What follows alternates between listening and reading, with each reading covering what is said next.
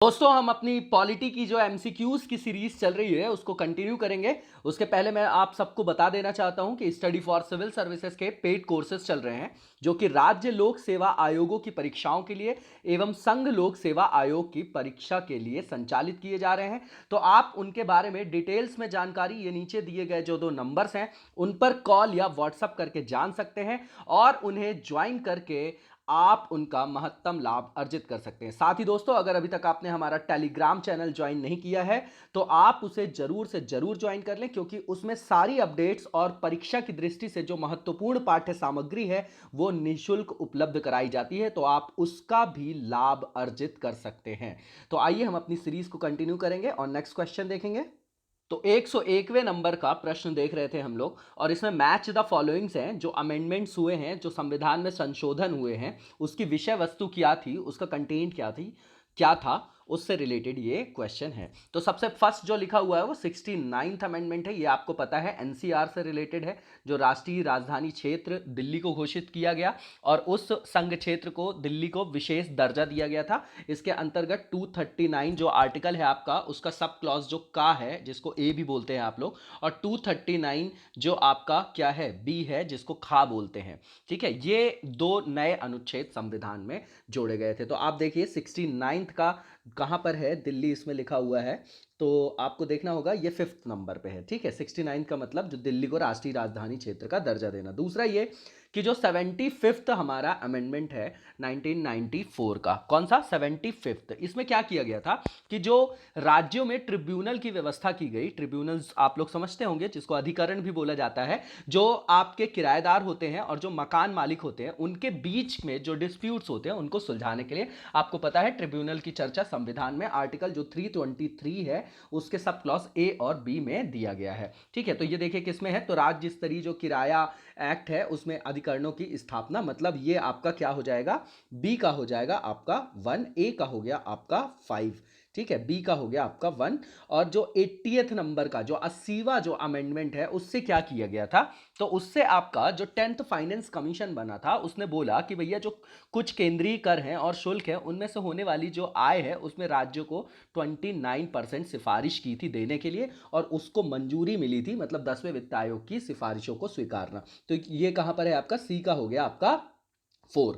उसके बाद आपका आ गया 83rd अमेंडमेंट है, और ये जो 83rd अमेंडमेंट है इसमें क्या हुआ था कि अनुसूचित जाति के लिए आरक्षण का प्रावधान न करने की मतलब छूट प्रदान की गई थी, कहां, पीआरआईज में। लेकिन अरुणाचल प्रदेश में कोई भी अनुसूचित मतलब एससी जो है आपकी अनुसूचित जाति नहीं होने के कारण उसे ही यह छूट दी गई थी।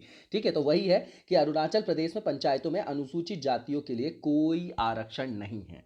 ठीक है, वहां पर क्योंकि अनुसूचित जाति नहीं थी इसलिए वहां पर आरक्षण हटा दिया गया था, आरक्षण वहां पर नहीं है किसी तरीके का। ठीक है, तो आपका क्या हो गया, मतलब आपका डी का हो जाएगा आपका सेकंड हो जाएगा। तो 5142 आप ऑप्शन में देखिए कहां पर है, ए में है, और इसका आंसर आपका ए हो जाएगा। नेक्स्ट वन देखेंगे हम क्वेश्चन, इसमें यह लिखा है कि जब न्यू स्टेट अपने को फॉर्मेशन करते हैं अपन, जब नए राज्य का सृजन करना होता है भारत संघ में, तो संविधान की किस अनुसूची में अवश्य रूप से संशोधन किया जाना चाहिए, अमेंडमेंट किया जाना चाहिए। तो भैया पहली तो अनुसूची है जिसमें लिखा गया है कि भारत क्या है, राज्यों का संघ है, India is the union of state, तो वहीं पर उनका जिक्र किया गया है, इसलिए जो फर्स्ट अनुसूची है उसमें आपका क्या किया जाएगा, अमेंडमेंट उसमें किया जाएगा। तो इसका आंसर भी आपका ए हो जाएगा, है ना।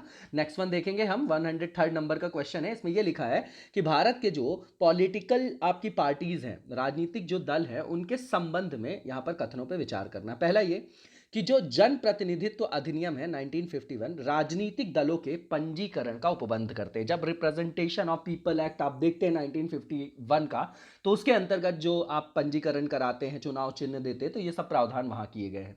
ठीक है, तो ये स्टेटमेंट क्या हो गया आपका, बिल्कुल ठीक है। दूसरा ये कि राजनीतिक दलों का पंजीकरण निर्वाचन आयोग तो वही तो करेगा भैया, इलेक्शन कमीशन ही करता है उनका, है ना, रजिस्ट्रेशन जिसको बोलते हैं अपन। तीसरा ये कि राष्ट्रीय स्तर का जो राजनीतिक दल है वो होता है जिसे 4 या अधिक राज्यों में मान्यता प्राप्त है। इनकी 3 शर्तें हैं जिसमें से एक ये भी शर्त है, ठीक है ना, वहां पर वो राज्य स्तरीय पार्टी के रूप में वहां पर क्या है, उसको मान्यता प्राप्त हो, है ना, 4 या अधिक राज्यों में। तो ठीक है, ये तीनों स्टेटमेंट। लास्ट वन ये है कि जो 1919 का 1999 का जो जनरल इलेक्शन हुआ था उसमें निर्वाचन आयोग जो है आपका उसने मान्यता प्राप्त 6 राष्ट्रीय और 48 राज्य स्तरीय दलों को मान्यता दी थी। उस समय इतनी जो पार्टीज थी उन्होंने क्या किया था, उसमें भागीदारी किया था, भाग लिया था चुनाव में। तो सारे के सारे स्टेटमेंट बिल्कुल ठीक है और ये बिल्कुल ही फैक्चुअल स्टेटमेंट है 4th नंबर का। इसका ऑल आंसर हो जाएगा जो कि डी में दिया गया है। नेक्स्ट वन देखेंगे अपन। यहां पर भी आपको आर्टिकल्स दिए गए हैं और आपको यहां पर क्या करना है, उनको मैच द फॉलोइंग करना है। अब देखिए आर्टिकल 54 क्या है, हाँ राष्ट्रपति से रिलेटेड है और राष्ट्रपति के निर्वाचन की व्यवस्था वहां की गई। तो ए का वन हो गया। दूसरा ये जो अनुच्छेद 75 वो क्या है, मैं आपको बार बार बताता हूं कि जो मतलब हमारे यहाँ जो पार्लियामेंट्री डेमोक्रेसी है, जो संसदीय हमारे यहाँ लोकतंत्र है, उसका जो आधार है, जो सबसे बड़ी विशेषता है वो आर्टिकल 75 सब क्लॉज 3 में कि भैया मंत्रिपरिषद सामूहिक रूप से लोकसभा के प्रति क्या होती है, उत्तरदायी होती है। तो वहीं पर प्रधानमंत्री और मंत्रिपरिषद की नियुक्ति की बात है। तो आर्टिकल 75 जो होगा आपका वो बी का 2 हो जाएगा। थर्ड वन है आपका 155, आपको पता है कि वो राज्यपाल से रिलेटेड है, राज्यपाल की नियुक्ति से रिलेटेड है, तो ये आपका सी का 3 हो जाएगा। लास्ट वन जो है 164। अब देखिए 75 में आपका मंत्रिपरिषद संघ के लिए है तो 11 माइनस कर देंगे। 164 में भी वही चीज है कि राज्य के मुख्यमंत्री और मंत्रिपरिषद की नियुक्ति है, तो डी का आपका 4 हो जाएगा। ठीक है, तो इसका जो आंसर हो जाएगा आपका वो बिल्कुल बिल्कुल जो मैच द फॉलोइंग है बिल्कुल करेक्ट है। ए का 1, बी का 2, सी का 3 और डी का 4 हो जाएगा। तो इसका भी आंसर आपका ए हो जाएगा। ठीक है, मतलब 104 नंबर का जो क्वेश्चन है इसका आंसर आपका ए हो जाएगा। ठीक है, नेक्स्ट वन देखेंगे। 105 नंबर का क्वेश्चन है, 105वें नंबर का प्रश्न है ये, और इसमें भी एक तरफ आपके अनुच्छेद दिए गए हैं और दूसरे तरफ आपको उसमें मैच द फॉलोइंग करना है। तो देखिए सबसे पहले आर्टिकल 16 सब क्लॉज 2 है। अब देखिए अगर आपको 16 नंबर का अनुच्छेद याद है कि लोक अवसर में समता समानता की बात करते हैं, तो आप देखिए कहां पर है वो, कि यहां पर लिखा है कि किसी भी व्यक्ति के साथ उसके वंश, धर्म और जाति, है ना, अथवा में लिखा है कि आधार पर सार्वजनिक नियुक्ति के मामले में भेदभाव नहीं किया जा सकता। तो भैया जो लोक नियोजन है, सार्वजनिक नियुक्ति, ये यहां पर हो रहा है, तो ए का क्या हो जाएगा आपका, ए का आपका 2 हो जाएगा। ठीक है, नेक्स्ट वन देखिए आप इसमें कि जो आपका आर्टिकल 29 सब क्लॉज 2 है। अब आपको पता है कि 29-30 में क्या है आपका, हाँ जो अल्पसंख्यकों के धार्मिक और शिक्षण संबंधी जो उनके क्या है, संस्कृति और शिक्षण संबंधी जो अधिकार हैं वो आपके 29 और 30 में। अब आप देखिए कि कहाँ पर है वो, आपको देखना पड़ेगा यहाँ पर कि जो लिखा है यहाँ पर कि सभी अल्पसंख्यकों को चाहे वे धर्म के आधार पर हो या भाषा के आधार पर अपनी पसंद की शैक्षणिक जो संस्थाएं हैं स्थापित करने और उन्हें संचालित करने का अधिकार होगा। देखिए जो स्थापित करने का एक 29 है और एक 30 है ना, 2 आर्टिकल्स हैं। तो जो आप शिक्षण संस्थाओं की स्थापना का जो प्रावधान देखेंगे वो आपको 30 में दिखाई देगा। तो जो 30 सब क्लॉज 1 दिया है उसका हो जाएगा आपका 2, और 29 जो 2 है आपका, देखिए किसी भी नागरिक को, मतलब कोई भी जो सिटीजन है, no citizen shall be denied admission into any educational institution, मतलब किसी भी नागरिक को धर्म, वंश, जाति, भाषा, इनमें से किसी भी आधार पर राज्य द्वारा जो संपोषित, मतलब राज्य द्वारा जो संचालित किया जा रहा है, जिसको फंडिंग दी जा रही है या राज्य से उसको ग्रांट वंट सहायता प्राप्त कराई जा रही है, तो ऐसे किसी भी शैक्षणिक संस्था में वहां पर एडमिशन लेने के लिए उनको वंचित नहीं किया जाएगा, प्रवेश से वंचित नहीं किया जाएगा। ये आपका बी का हो जाएगा, तो बी का आपका 4 हो जाएगा। अब देखिए इसमें किस में दिया गया है, तो 105 का भी आपका क्या हो गया, ए हो जाएगा, मतलब ए का 2, बी का 4, सी का 3 और डी का 1 हो जाएगा। आप समझ गए होंगे आई होप। नेक्स्ट क्वेश्चन देखेंगे हम लोग, और ये 106 नंबर का क्वेश्चन है, 106वें नंबर का क्वेश्चन। इसमें लिखा है कि उच्च न्यायालयों के जो न्यायाधीश होते हैं, मतलब जो जजेस होते हैं हाई कोर्ट के, उनकी जो सैलरीज होती हैं और अलाउंसेस होते हैं वो किस पर, मतलब किस पर भारित होते हैं या किस पर चार्ज होते हैं। चार्ज का मतलब आपका भारित होता है हिंदी में। ठीक है, तो अगर हम वेतन भत्ते की बात करें तो वो आपकी राज्य की जो संचित निधि होती है, कंसोलिडेटेड फंड ऑफ इंडिया होती है, आर्टिकल 207 वगैरह आप पढ़ेंगे तो वहां पर देखेंगे कि वहां पर लिखा हुआ है कि जो भैया इनकी जो सैलरी वगैरह है वो तो आपकी राज्य की संचित निधि, लेकिन वहीं पर आप देखेंगे कि उच्च न्यायालय के न्यायाधीशों के पेंशन की बात करेंगे तो वो भारत की कंसोलिडेटेड फंड पे होगी, जो आर्टिकल आपका 266 है संविधान का। तो 106वें नंबर के क्वेश्चन का आपका आंसर बी हो जाएगा। नेक्स्ट वन देखेंगे कि भारत के संविधान का जो प्रारूप तैयार करने वाली जो संविधान सभा थी उसके सदस्यों को किसके द्वारा नामित किया गया था या चुना गया था, तो उसी के बारे में ये ऑप्शन है। पहला ये कि नॉमिनेट किया गया था, ब्रिटिश संसद के द्वारा नामित किया गया था, ये गलत है आपका। दूसरा ये गवर्नर जनरल नॉमिनेट किए थे, कैसे करेंगे भैया, अब तो स्वतंत्रता के करीब हैं हम, ठीक है ना, संविधान सभा बन गई, अब हमको स्वतंत्रता दी जा रही है, अब संप्रभु मतलब एक राष्ट्र के रूप में भारत की स्थापना की जाएगी। उसके पहले भारत संप्रभु नहीं था, क्योंकि ब्रिटिश कॉलोनी के अंतर्गत वहां पर भारत का शासन संचालित किया जा रहा था। ठीक है, जो थर्ड नंबर का ऑप्शन है कि विभिन्न प्रांतों की विधानसभाओं द्वारा चुना गया था, बिल्कुल ठीक है, यही ऑप्शन होगा। इसका आंसर जो होगा सी होगा, वो elected by the legislative assemblies किसकी, जो वेरियस प्रोविंसेस की थी, प्रांतों की थी, तो सी इसका आंसर हो जाएगा। नेक्स्ट वन देखेंगे हम। नेक्स्ट क्वेश्चन है 108वें नंबर का। इसमें लिखा गया है कि राज्य के जो नीति के निदेशक तत्व हैं, मतलब डीपीएसपीस की बात कर रहे हैं ये, ठीक है, तो उसमें कहां से लिया गया है? आयरलैंड के संविधान से लिया गया है 1937 के। तो इसमें लिखा गया है कि इसको भारतीय संविधान में शामिल किए जाने के उद्देश्य क्या थे। पहला ये कि राजनीतिक प्रजातंत्र। देखिए, जो पॉलिटिकल डेमोक्रेसी है वो तो आपकी जो फंडामेंटल राइट्स मूल अधिकार से उसका मूर्त रूप प्रतिष्ठित होता है, ठीक है ना, तो ये तो गलत हो गया। सामाजिक प्रजातंत्र, बिल्कुल ठीक बात है। गांधीवादी प्रजातंत्र, वो भी बिल्कुल ठीक बात है। ये मतलब सबसे सही उसमें ढूंढना है। तो जो सामाजिक और आर्थिक जो आपका लोकतंत्र है, जिसको प्रजातंत्र बोला गया है, सोशल एंड इकोनॉमिक डेमोक्रेसी। आप सोशलिज्म का डायरेक्ट एग्जाम्पल आर्टिकल 39B और 39C से देख सकते हैं कि संसाधनों का समता मूलक वितरण। तो इसका आंसर आपका डी होगा, जो मोस्ट अप्रोप्रिएट है इसमें, सोशल एंड इकोनॉमिक डेमोक्रेसी। 108वें नंबर का आपका डी आंसर हो गया। नेक्स्ट वन देखेंगे कि 1935 का जो भारत शासन अधिनियम था, उसके द्वारा जो प्रस्तावित था संघात्मक परिसंघ की जो बात करें, जो फेडरल यूनियन प्रपोज किया गया था, उसमें राजसी प्रांतों को जो शामिल किया गया, जो प्रिंसली स्टेट्स है उनको शामिल करने के पीछे अंग्रेजों का क्या उद्देश्य था? तो आपको पता है कि वो डिवाइड एंड रूल को क्या करते थे, बहुत ज्यादा प्रायोरिटी देते थे, प्राथमिकता, और उसी का फायदा और उसी का दोहन करके भारत में वो राज करते रहे। तो वो यहां पर भी वही करेंगे, ठीक है ना। जो प्रिंसली स्टेट्स थे उनको भारतीय जो आपके जो राष्ट्रवाद की जो भावना थी, सेंटिमेंट्स थी, जो है ना, उस पर नेगेटिव इंपैक्ट, मतलब ऋणात्मक प्रभाव डालना चाह रहे थे और अपने पक्ष में उनको करना चाह रहे थे, ठीक है ना। तो पहला जो इसमें स्टेटमेंट है कि exercise more and direct political and administrative control over the princely state. ऐसी कोई बात नहीं थी भैया, प्रशासनिक नियंत्रण को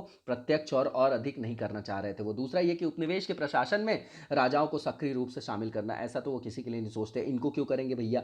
तीसरा ये कि अंग्रेजों द्वारा समस्त राजसी प्रांतों के संपूर्ण राजनीतिक प्रशासनिक अधिग्रहण को अंततः प्रभावी बनाना, ऐसा भी नहीं था। लास्ट वन लिखा हुआ है कि use the princes to counter balance the anti imperialistic, जो आपकी एंटी इंपीरियलिस्ट जो आपकी डॉक्ट्रिन्स थे, नेशनलिस्ट जो लीडर्स थे हमारे, उनके विरुद्ध उनका प्रयोग करना चाहते थे। मतलब जो साम्राज्य विरोधी सिद्धांत थे उसके प्रतिवाद के लिए क्या राजकुमारों का प्रयोग करें, जो हमारे यहाँ नेशनलिज्म चल रहा था उस पर ऋणात्मक प्रभाव डालना चाह रहे थे। बिल्कुल इजी क्वेश्चन है, इसका आंसर आपका डी हो जाएगा। नेक्स्ट वन देखेंगे कि भैया जो राज्य के नीति निदेशक तत्व हैं, वो उसमें से जो कौन सा अनुच्छेद है जिसमें यह लिखा हुआ है कि अंतर्राष्ट्रीय शांति और सुरक्षा के मतलब प्रावधान है, ठीक है ना, उससे रिलेटेड है। देखिए, ये डायरेक्टली यूपीएससी में भी प्रीवियस ईयर्स में क्वेश्चन पूछ लिया गया। यहाँ कंफ्यूजन इसलिए होता है क्योंकि आर्टिकल 51 में दिया है और 51A से आपका मूल कर्तव्य चालू हो जाता है, इसलिए वहां पर कंफ्यूजन होता है। इसका आंसर आपका A51 नंबर के आर्टिकल में दिया गया है, जहां पर बात करते हैं इंटरनेशनल पीस एंड सिक्योरिटी की, जो डीपीएसपी के अंतर्गत आता है। डीपीएसपी आपका आर्टिकल 36 से 51 के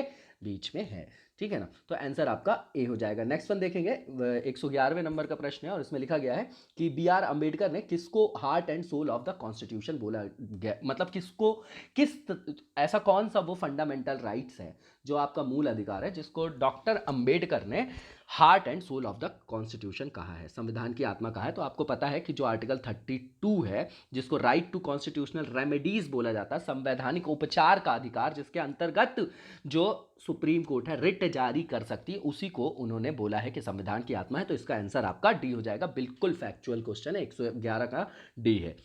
नेक्स्ट वन देखेंगे, इसमें भी आपको मैच द फॉलोइंग्स करना है, और जिस तरीके से कॉन्स्टिट्यूशनल डेवलपमेंट हुआ है, जिस तरीके से रेगुलेटिंग एक्ट के बाद उन्होंने हमारे यहाँ प्रशासनिक विकास किया है ना, प्रशासनिक नियंत्रण के लिए ही किया, तो उसी तरीके से हमारे यहाँ राजनीतिक इतिहास है। तो एक्ट्स के बारे में है ये। पहला लिखा है चार्टर एक्ट 1813, इसमें सामने ठीक है, एक रेगुलेटिंग एक्ट लिखा है जो 1773 का है, वॉरेन हेस्टिंग्स वाला। उसके बाद आपका जो क्या लिखा हुआ है, जो सी में लिखा हुआ है, जो चार्टर एक्ट आपका 1858 का है, ठीक है, जिसके बाद क्राउन का शासन आ जाएगा। और लास्ट वन जो आपका पिट्स इंडिया एक्ट लिखा हुआ है 1784 का। आप देखते हैं कि भारत में ईस्ट इंडिया कंपनी के कार्यों को पूरी तरह विनियमित करने के लिए ब्रिटेन में एक बोर्ड ऑफ कंट्रोल स्थापित करना, आपने सुना होगा बोर्ड ऑफ कंट्रोल, और जो आपका सीओडी है ना, जो आपके क्या थे, जो नियंत्रक थे, ठीक है ना, तो कंट्रोल ऑफ डायरेक्टर्स जिसको बोलते हैं, है ना, तो वो हो गया आपका, ठीक है।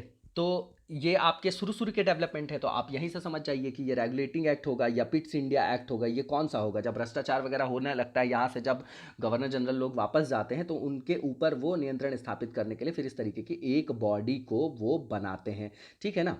तो इसमें क्या हो जाएगा, चार्टर एक्ट जो 1813 था, आपको पता है कि इससे व्यापार के एकाधिकार को समाप्त किया गया था, लेकिन पूर्णता नहीं। उस समय चाइना के साथ, ठीक है, मतलब चीन और चाय के व्यापार पे फिर भी एकाधिकार अंग्रेजों का बना रहा, जो जाके 1833 के चार्टर एक्ट से पूर्णतः खत्म किया जाएगा, ठीक है। तो आप देखिए भारत में कंपनी के व्यापार का एकाधिकार समाप्त कर दिया गया। हाँ, एकाधिकार समाप्त किया गया था, लेकिन पूर्णतः लिखा होता तो गलत होता। तो एक आपका क्या हो जाएगा, टू हो जाएगा, ठीक है। तो ए का क्या हो गया, आपका टू हो गया।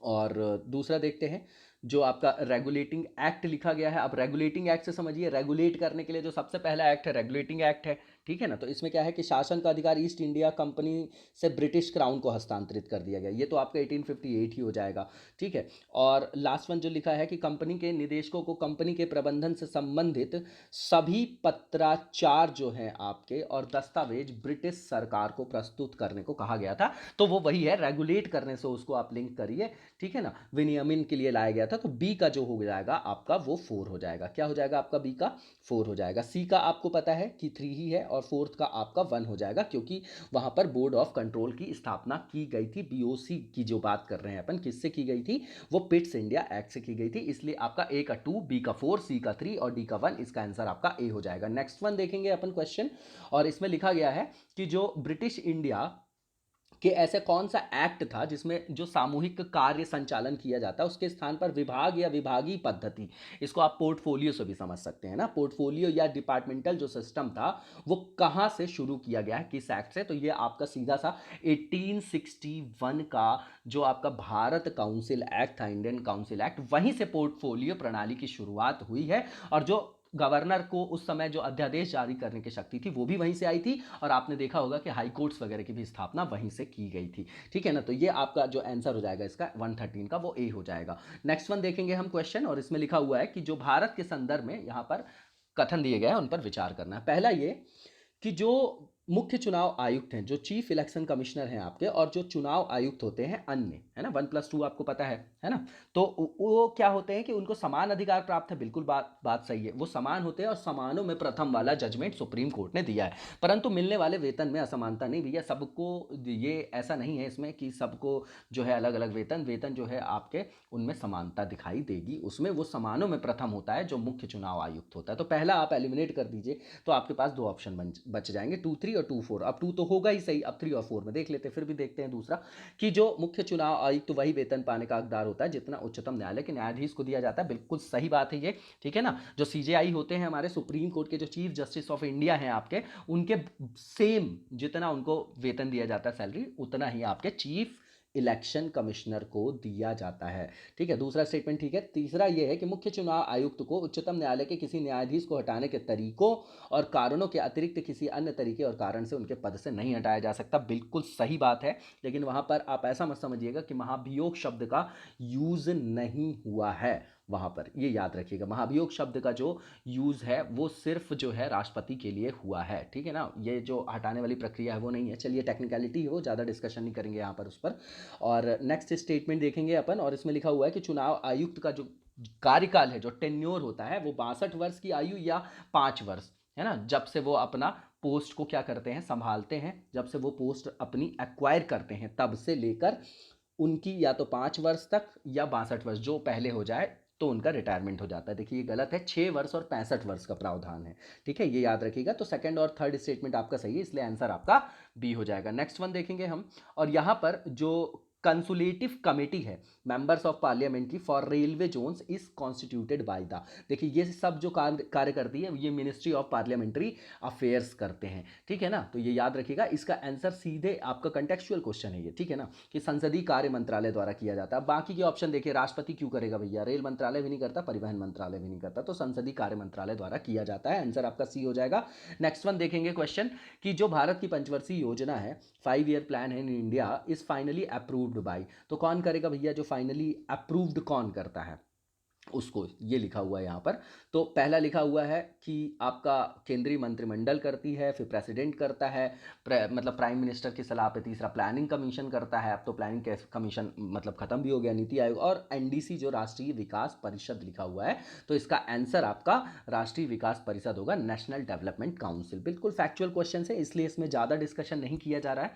ठीक है, जहाँ पर भी कॉन्सेप्ट्स आएंगे वहाँ पर अपन उसको डिस्कस करेंगे, वहां पर बिल्कुल भी टाइम दिया जाएगा। ठीक है, निम्नलिखित में कौन सा जो प्राधिकरण है, अथॉरिटी है, भारत की जो संचित निधि है जो आर्टिकल 266 में बताया गया है, राज्यों को राजस्व सहायता अनुदान देने वाले सिद्धांतों की अनुशंसा करता है? कौन सा प्राधिकरण होगा भैया? आर्टिकल 280 में स्पेसिफिक मतलब स्पेसिफिकली विशेषीकृत जो आयोग बनाया गया है वो कौन है? आपका वित्त आयोग है। तो वित्त आयोग ही तो करेगा।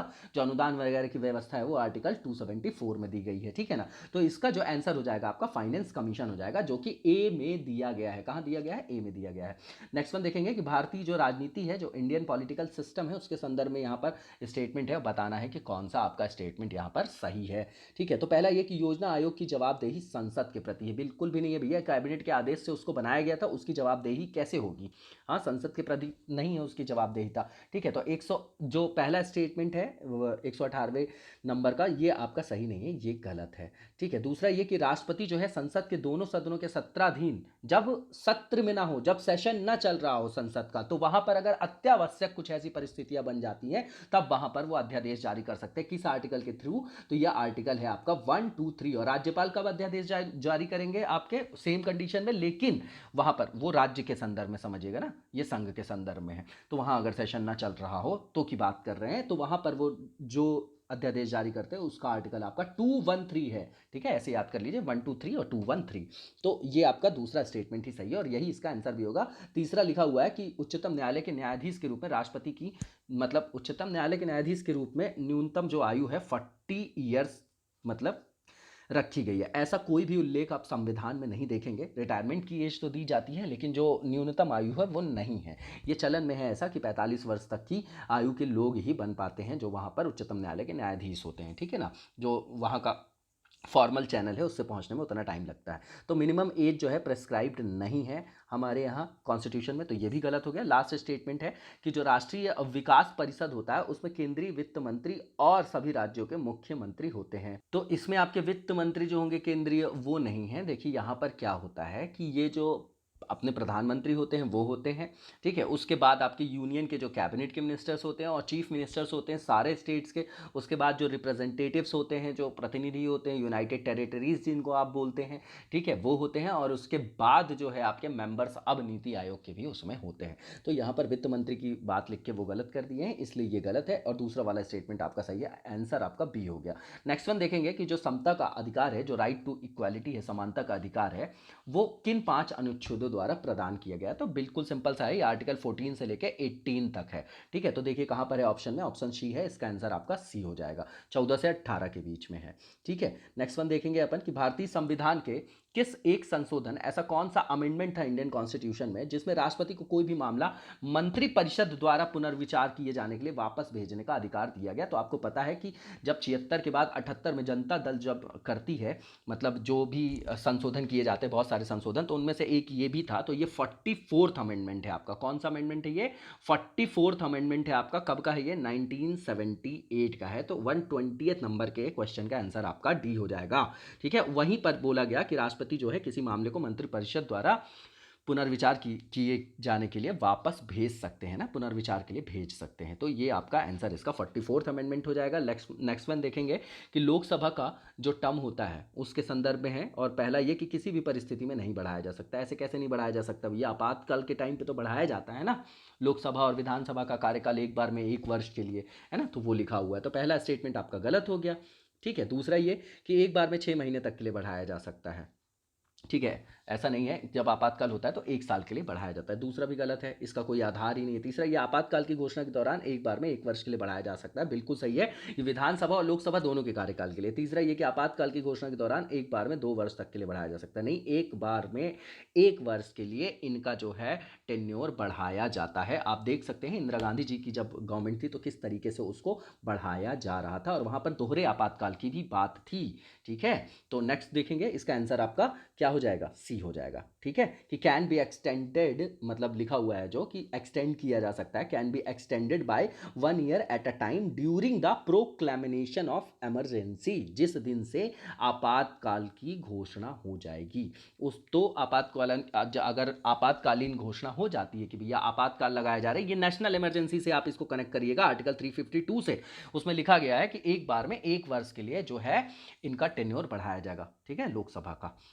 तो आंसर आपका सी हो गया। नेक्स्ट वन देखेंगे कि लोकसभा के चुनाव के मामले में जो एससी और एसटी हैं आपके, उनके जो कैंडिडेट्स होते हैं उनके लिए जो सिक्योरिटी डिपॉजिट होता है, सुरक्षा राशि, वो कितनी है? तो वो आपकी 10,000 और 5,000 रुपये, ठीक है। तो ये इसका आंसर आपका सी हो जाएगा, बिल्कुल फैक्चुअल क्वेश्चन है ये। नेक्स्ट वन देखेंगे कि जो हमारे यहाँ 93rd अमेंडमेंट है, कौन सा अमेंडमेंट है? 93rd जो संशोधन है वो किससे रिलेटेड है, ठीक है। तो पहला लिखा हुआ है कि सरकारी नौकरियों में जो पिछड़े वर्गों के लिए क्या था, आरक्षण का प्रावधान इसमें किया गया था, ठीक है ना। 93rd अमेंडमेंट की बात करें, 2006 की है ये, ठीक है। तो ये आपका गलत है, ये दरअसल था क्या, 93rd जो अमेंडमेंट था 2006 का, इसमें शिक्षण संस्थान जो एजुकेशनल इंस्टीट्यूट्स है वहाँ पर एससी एसटी और जो आपके अन्य पिछड़ा वर्ग हैं, ठीक है, अदर बैकवर्ड क्लासेस जो आपके ओबीसी हैं, उनके नागरिकों को दाखिल, मतलब वहाँ पर प्रवेश करने के लिए, दाखिला देने के लिए उनको सीटों के आरक्षण की व्यवस्था की गई थी।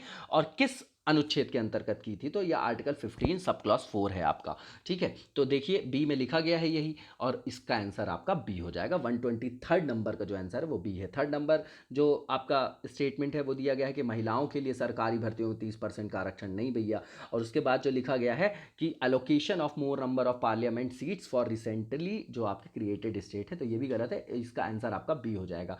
नेक्स्ट वन देखेंगे अपन कि भारत के जो राष्ट्रपति हैं, ठीक है, जो भारत के राष्ट्रपति हैं उनके निर्वाचन हेतु निर्वाचक मंडल में, देखिए जो फॉर्मूला था, तो जो आपका इलेक्टोरल जो आपका कॉलेज होता है किसका, जो प्रेसिडेंट ऑफ इंडिया का, उसके बारे में स्टेटमेंट पहला लिखा है कि देखिए इसमें क्या निकाला जाता है ना, वैल्यू ऑफ वोट्स निकाले जाते हैं। जैसे राज्य के जो प्रत्येक निर्वाचक हैं उनके मतों का मूल्य, आपको पता है कि जो आर्टिकल 54 है उसमें लिखा गया है कि इसमें संसद के दोनों सदनों के निर्वाचित सदस्य और जो राज्य की लेजिस्लेटिव असेंबलीज है, विधानसभाओं के निर्वाचित सदस्य सम्मिलित होते हैं। तो जैसे अब जो विधानसभा है वहाँ के निर्वाचित सदस्यों के मतों का मूल्य निकालना पड़ेगा, तो उसी के लिए फॉर्मूला लिखा है कि विधानसभा के जो निर्वाचित सदस्य के मत का मूल्यांकन किया जाता है वो किसके बराबर होता है? तो राज्य की कुल जनसंख्या हो गई और फिर अपॉन जो है आपका डिवाइडेड बाय राज्य की विधानसभा में निर्वाचित सदस्यों की कुल संख्या, बिल्कुल ठीक है, इंटू 100, देखिए नीचे में 100 लिखा गया है ना, वो होता ऐसा है इंटू 1/1000 होता है वो, और यहाँ पर 100 लिखा है, तो ये आपका गलत हो गया। दूसरा देखिए आप कि एक निर्वाचित जो संसद सदस्य के मत का मूल्यांकन है, ऐसे पार्लियामेंट से भी निकालना पड़ता है, तो वहाँ कैसे निकालते हैं? तो वहाँ पर निकालते हैं आपके कि सभी निर्वाचित विधानसभा सदस्यों के मतों का कुल मान, मतलब राज्यों की जो लेजिस्लेटिव असेंबलीज हैं उसमें जो सारे मेंबर्स हैं उनके द्वारा प्राप्त मतों की संख्याओं का योग डिवाइडेड बाय संसद के जो दोनों सदन होते हैं आपके, ठीक है, मतलब दोनों सदन निर्वाचित संसद सदस्यों की कुल संख्या, ठीक है। तो बिल्कुल ठीक लिखा हुआ है ये। दूसरा वाला जो स्टेटमेंट है आपका वो बिल्कुल ठीक है आपका, ठीक है। और तीसरा जो स्टेटमेंट है कि हाल ही में हुए चुनाव में 5,000 सदस्य थे, तो भैया 5,000 कैसे होंगे? आप वोट वगैरह देखेंगे तो लाखों में, तो ये आपका जो है देखिए ये सदस्य की बात कर रहे हैं ना, तो 5,000 सदस्य अब जो चुनाव लड़े थे उनके हिसाब से भी सही नहीं और वोटर्स के हिसाब से भी सही नहीं, तो ये आपका गलत है, केवल दूसरा स्टेटमेंट सही है, तो ओनली 2 इसका आंसर आपका बी हो जाएगा। नेक्स्ट क्वेश्चन देखेंगे, इसमें लिखा हुआ है आपका कि जो आपका संवैधानिक संशोधन हुए हैं, जो कॉन्स्टिट्यूशनल अमेंडमेंट, तो ऐसे कौन कौन से अमेंडमेंट है जिनके द्वारा आपके लोकसभा के सदस्यों की संख्या में वृद्धि की गई थी? तो देखिए जो 31st अमेंडमेंट है उससे तो किया ही गया था, ये आपको पता है, ठीक है ना। उसके बाद एक जो इसमें 7th अमेंडमेंट दिया गया है, तो आपको पता है कि 7th जो अमेंडमेंट हुआ था 1956 का, उसके द्वारा राज्य पुनर्गठन जो है अधिनियम लाया गया था। उसके बाद राज्यों का फॉर्मेशन किया गया, ठीक है, तो उस समय भी समायोजन किया गया था, तो उस समय भी 500 सीट का और प्लस 20 का प्रावधान किया गया था। उसके बाद फिर बढ़ते बढ़ते तो ये अप्लाइड है ना। तो ऑब्जेक्टिव क्वेश्चंस में उपलब्ध विकल्पों में अपने को सत्य का चयन करना है, तो इसमें आप देखिए सी है। 6वां 22वां का कोई सवाल नहीं उठता, 13वां 38वां आपको सवाल नहीं उठता, और 11वां और 42वां भी, 42वें को आप मिनी कॉन्स्टिट्यूशन लघु संविधान भी बोलते हैं। तो 7th और 31st अमेंडमेंट, इसका आंसर आपका सी हो जाएगा, ठीक है। नेक्स्ट क्वेश्चन देखेंगे, 1833 का जो चार्टर एक्ट है उससे रिलेटेड है, और इसमें बताना है कि कौन सा एक जो है आपका वो सही नहीं है, ठीक है ना। तो पहला लिखा है कि ईस्ट इंडिया जो कंपनी है उनकी व्यापारिक गतिविधियों का समापन, ठीक है। ये तो ठीक है ना, उनके जो व्यापारिक एकाधिकार थे उनको पूर्णतः यहाँ समाप्त कर दिया गया था, ठीक है। और यहाँ से आपको पता है कि गवर्नर जनरल ऑफ इंडिया की नियुक्ति हो जाएगी, ठीक है। मैकाले जो मैकाले का नाम आप सुने होंगे, लॉर्ड विलियम बेंटिंग का, तो विलियम बेंटिंग यहाँ पर क्या बनेंगे, अपने जो है आपके भारत के गवर्नर जनरल बनेंगे, ठीक है। तो इसमें लिखा हुआ है कि लॉ कमीशन वगैरह, मैकाले आपने सुना होगा, मैकाले मैन्यूट के नाम से जो है, माइन्यूट के नाम से। दूसरा ये कि परिषद में परम सत्ताधारी के पद नाम को अब भारत के गवर्नर जनरल के पद नाम में बदलना, तो बिल्कुल ठीक बात है, दूसरा स्टेटमेंट भी। तीसरा ये कि जो परिषद में गवर्नर जनरल थे उनको विधिकर्ता की सभी शक्तियां प्रदान करना, मतलब कन्फर्ड ऑन किस तरीके की, कि ऑल लॉ मेकिंग जो पावर्स थी वो कन्फर्ड कर दी गई, किसमें, गवर्नर जनरल की काउंसिल में, बिल्कुल ठीक बात है। लास्ट वन जो है कि गवर्नर जनरल की जो काउंसिल थी उसमें लॉ मेंबर के रूप में, विधि सदस्य के रूप में एक भारतीय की नियुक्ति नहीं भैया, ये जाके 1909 में होगी। किसकी हुई थी सबसे पहले, आप वो कमेंट बॉक्स में बताएंगे, ठीक है। बताइएगा आप लोग कमेंट बॉक्स में, इससे रिवीजन भी होता है नए नए फैक्ट्स का। तो गवर्नर जनरल की जो परिषद है उसमें विधि सदस्य के रूप में भारतीय नियुक्ति कैसे होगी भैया, उस समय नहीं थी। आप तो लॉर्ड मैकाले का नाम सुन रहे हैं ना, उस समय लॉ कमीशन जो था वहीं से वो, मतलब आप देखेंगे कि मैकाले का नाम आप सुनते होंगे, तो वहाँ पर किसी भी भारतीय की नियुक्ति नहीं की गई थी, तो इसका आंसर आपका डी हो जाएगा, ठीक है। ये सही नहीं है आपका, ठीक है, और सही नहीं पूछा था, इसलिए आंसर डी है आपका। नेक्स्ट वन देखेंगे कि जो फाइनेंस कमीशन है हमारा, उसके क्या क्या कार्य हैं, उसके संदर्भ में ये क्वेश्चन है, ठीक है। तो जो पहला लिखा हुआ है इसमें कि भारत की संचित निधि से धन निकालने की अनुमति देना, भैया ऐसा नहीं है। कंसोलिडेटेड फंड पे किसको बोलते हैं, कि जो कंसोलिडेटेड फंड है वहाँ से धन निकालने की अनुमति वो क्या देगी, वो क्यों देगी, वो तो संसद का काम है ना। तो पहला स्टेटमेंट आपका गलत हो गया, यही एलिमिनेट कर दीजिए। दूसरा ये कि जो कर आता है, जो रेवेन्यू आता है, उसका एलोकेशन करना, जो टैक्सेस का, किसके किसके बीच में, स्टेट के बीच में, मतलब राज्यों के बीच में उनको वितरित करना। केंद्र और राज्य के हिस्से देखते हैं और राज्य और राज्यों के बीच में, तो ठीक बात है कि राज्यों के भागों में भी बांटते हैं उसको, केंद्र और राज्यों के बीच में जो वितरण किया जाता है, तो दूसरा ठीक है। तीसरा ये कि सहायता अनुदान, जो ग्रांट्स की बात कर रहे हैं राज्यों के आवेदनों पर, उन पर विचार करते हैं, जो आर्टिकल 274 में अनुदान, और 282 में भी सुनते हैं अपन, दो तरीके के अनुदान की बात की गई है, ठीक है ना। एक लीगल है और एक आपका डिस्क्रिशन, मतलब विवेकी अनुदान जिसको बोला जाता है। तो दूसरा तीसरा ठीक है। चौथा नंबर का जो स्टेटमेंट है कि जो यूनियन गवर्नमेंट है और जो आपकी स्टेट गवर्नमेंट है, बजट के प्रावधानों के अनुसार करों की उगाही कर रही हैं या नहीं, इसकी देख रेख करेगा और उस पर रिपोर्ट देगा, ये सब काम उनका नहीं है। तो सेकंड और थर्ड जो स्टेटमेंट है वो बस सही है, और इसका आंसर 127 का आपका बी हो जाएगा। नेक्स्ट क्वेश्चन देखेंगे और इसमें बताना है कि कौन सा स्टेटमेंट सही है। तो पहला ये कि केवल राज्यसभा में ही, ना कि लोकसभा में नामित सदस्य हो सकते हैं। तो राज्यसभा तो भैया विशेषज्ञों की है सभा, वहाँ क्यों नहीं होंगे। आपको पता है 238 प्लस 12, तो 12 सदस्यों का मनोनयन कौन करते हैं, राष्ट्रपति करते हैं, साहित्य, कला, विज्ञान और समाज सेवा के क्षेत्र से। तो पहला स्टेटमेंट जो है आपका गलत हो गया। दूसरा ये कि एंग्लो इंडियन समुदाय से संबंधित 2 सदस्यों को राज्यसभा में नामांकित करने के लिए एक संवैधानिक प्रावधान है, ये गलत है। आर्टिकल 331 देखेंगे तो वहाँ लोकसभा में 2 सदस्यों के मनोनयन की बात है, तो ये राज्यसभा लग दिया, ये भी गलत है आपका। तीसरा आप स्टेटमेंट देखेंगे तो उसमें लिखा गया है कि किसी नामित सदस्य का मंत्री पद के लिए, मतलब मिनिस्टर की उनको पोजीशन देने के लिए, उन पर नियुक्ति करने के लिए उनको संवैधानिक वर्जना नहीं है। बिल्कुल सही बात है, संविधान में ऐसा कुछ भी नहीं लिखा गया है कि कोई भी अगर नॉमिनेटेड मेंबर है तो उसको यूनियन मिनिस्टर नहीं बनाया जाएगा, इस तरीके का कोई वर्जना नहीं है, वहां मना ही नहीं है। तो ये स्टेटमेंट आपका सही है। लास्ट वन ये है कि नामित सदस्य जो है राष्ट्रपति और उपराष्ट्रपति के चुनाव में मत दे सकता है, नहीं देगा। नॉमिनेटेड जो मेंबर्स होंगे वो आपके चुनाव में भाग नहीं लेंगे राष्ट्रपति के, लेकिन राष्ट्रपति के महाभियोग के संदर्भ में, इंपीचमेंट के संदर्भ में वो वहां पर भाग लेते हैं। क्यों लेते हैं, क्योंकि महाभियोग जो है संसद की अर्धन्यायिक प्रक्रिया है, ठीक है। तो क्वासी जुडिशरी जिसको फंक्शन बोला जाता है। नेक्स्ट जो आपका क्वेश्चन है 129 नंबर का, कि विधायी शक्तियों की संघीय सूची में समाविष्ट किसी विषय के संबंध में भारत के उच्चतम न्यायालय के अधिकार क्षेत्र को बढ़ाने का अधिकार किसको दिया गया है। मतलब आप ऐसे समझिए कि अगर उच्चतम न्यायालय के अधिकार क्षेत्र को बढ़ाने का जो अधिकार है वो किसको दिया गया होगा, तो भैया ये संसद का अपना डोमेन है, सिर्फ पार्लियामेंट करेगी,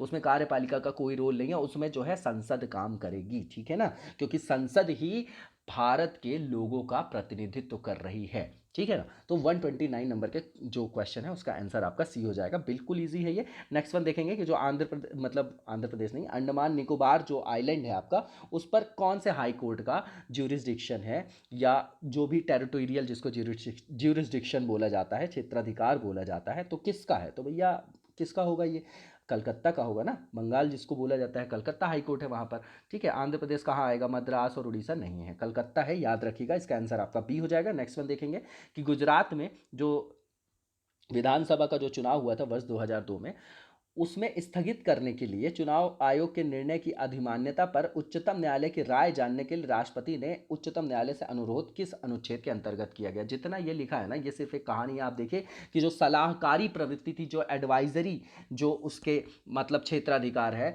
सर्वोच्च न्यायालय का, उसके अंतर्गत जो आप देखेंगे तो आर्टिकल 143 प्रीवियस क्वेश्चन में भी डिस्कस कर चुके हैं, तो वहीं पर तो वो सलाह मांगते हैं, अनुरोध कर सकते हैं। राष्ट्रपति किसी विधि के प्रश्न पर, उसके मतलब उसके प्रश्न पर, उसके औचित्य पर अगर उनको कोई संदेह होता है, उनको लगता है कि वो राय लेना चाहिए इस पर सुप्रीम कोर्ट की, तो वो उनसे मांग सकते हैं। ठीक है, वहाँ बाध्यता नहीं होती कि वो देगी मतलब सलाह उच्चतम न्यायालय की नहीं देगी। ठीक है, तो इसका आंसर आपका बी आर्टिकल 143 हो जाएगा।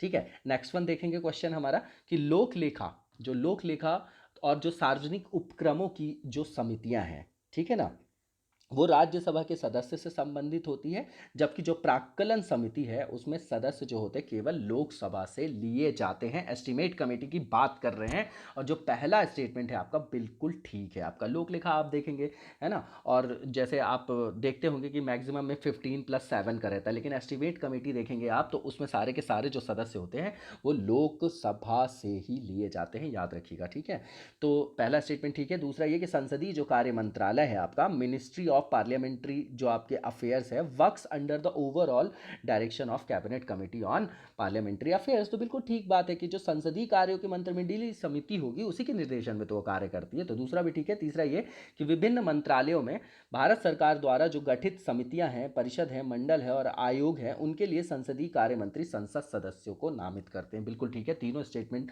बिल्कुल ठीक है। इसका आंसर आपका ऑल हो जाएगा, डी है इसका आंसर। ठीक है, नेक्स्ट वन देखेंगे क्वेश्चन कि भारतीय नवाचार जो आपका as per Indian protocol who among the following rank highest in the order of precedence की बात कर रहे हैं। ये ऑर्डर ऑफ प्रेसिडेंस की बात कर रहे हैं, तो यहाँ पर लिखा गया है कि उप प्रधानमंत्री, भूतपूर्व जो आपके राष्ट्रपति हैं, उसके बाद अपने राज्य में राज्यपाल और लोकसभा अध्यक्ष। तो देखिए इन उपलब्ध विकल्पों में आप देखेंगे तो इसमें जो आपके अपने राज्य में राज्यपाल मतलब governor of a state with in his state, वो जो है इसमें से उपलब्ध विकल्पों में सबसे ऊपर के अग्रता क्रम में आएंगे। तो जब आप देखते होंगे कि जो ऑर्डर ऑफ आपका प्रेसिडेंस जिसको बोला जाता है, उसमें सबसे पहले आपके क्या आएंगे, भारत के जो सर्वोच्च नागरिक कौन है, सबसे पहले जो है प्रथम नागरिक जिनको बोला जाता है राष्ट्रपति हैं, तो पहले आपके प्रेसिडेंट आ जाएंगे। उसके बाद आपके वाइस प्रेसिडेंट आ जाएंगे, देन पीएम आ जाएंगे। उसके बाद राज्यों के राज्यपाल अपने अपने राज्य में, ठीक है। उसके बाद 5वें नंबर में आते हैं भूतपूर्व राष्ट्रपति, और उसी की सब कैटेगरी में फिर वाइस जो आपके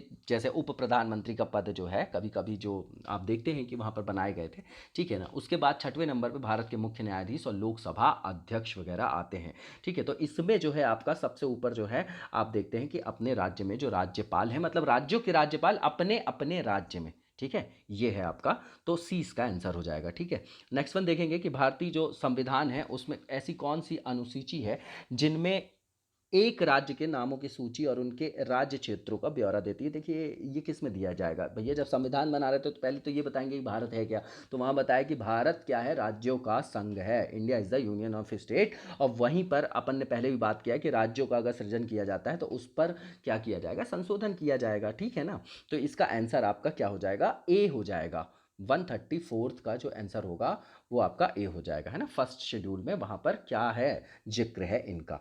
नेक्स्ट वन देखेंगे कि 9th जो आपकी शेड्यूल है, 9वीं जो अनुसूची है वो परिवर्धित हुई, मतलब उसमें अमेंडमेंट कब हुआ, तो फर्स्ट जो आपका अमेंडमेंट देखते हैं 1951 वाला, उसी से उसमें हो गया था, क्योंकि तब हमारे यहाँ लैंड रिफॉर्म्स चल रहे थे, भूमि सुधार, है ना। तो उसमें क्या हो रहा था, कॉन्ट्राडिक्शन हो रहा था, इसीलिए वहाँ पर वो संशोधन किया गया था। तो 135वें नंबर के क्वेश्चन का आंसर आपका पहले ही जो ऑप्शन है उसमें में है, फर्स्ट अमेंडमेंट द्वारा किया गया था, तो इसका भी आंसर आपका ए हो जाएगा।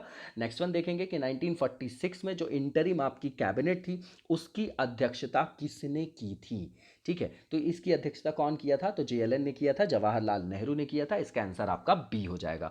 नेक्स्ट वन देखेंगे अपन कि यहाँ पर स्टेटमेंट दिए गए हैं, बताना है कि कौन सा सही है। तो पहला ये कि भारत में संसद के दोनों सदनों की जो संयुक्त बैठक है वो आपकी आर्टिकल 108 में है, बिल्कुल इसको याद रखिएगा। 108 में संयुक्त जो आपकी बैठक है, किसकी, संसद के दोनों सदनों की बैठक जो है, संयुक्त ज्वाइंट सेशन की बात कर रहे हैं, वहां पर उसका उल्लेख है, बिल्कुल ठीक है। दूसरा ये कि लोकसभा और राज्यसभा की जो प्रथम संयुक्त बैठक वर्ष है 1961 में हुई थी, डावरी वाला जो प्रोहिबिशन वाला आप देखते हैं, है ना, उसके मैटर पे। दूसरा ये कि भारतीय संसद के दोनों सदनों की जो दूसरी बैठक हुई थी, तो जो आपकी बैंकिंग जो सर्विसेज वाला जो निरसन हो गया, अब वो निरसित कर दिया गया बिल, तो उसके संदर्भ में दूसरी भी संयुक्त बैठक हुई थी। अभी तक 3 बार हो चुकी है, तीसरी बार किस लिए हुई थी वो आप कमेंट बॉक्स में बताएंगे, ठीक है ना, आप ज़रूर बताइएगा उसको, इससे रिवाइज होता है। तो आपका ये जो तीनों स्टेटमेंट है बिल्कुल ठीक है, और इसका आंसर आपका क्या हो जाएगा, ऑल हो जाएगा, 1 2 3।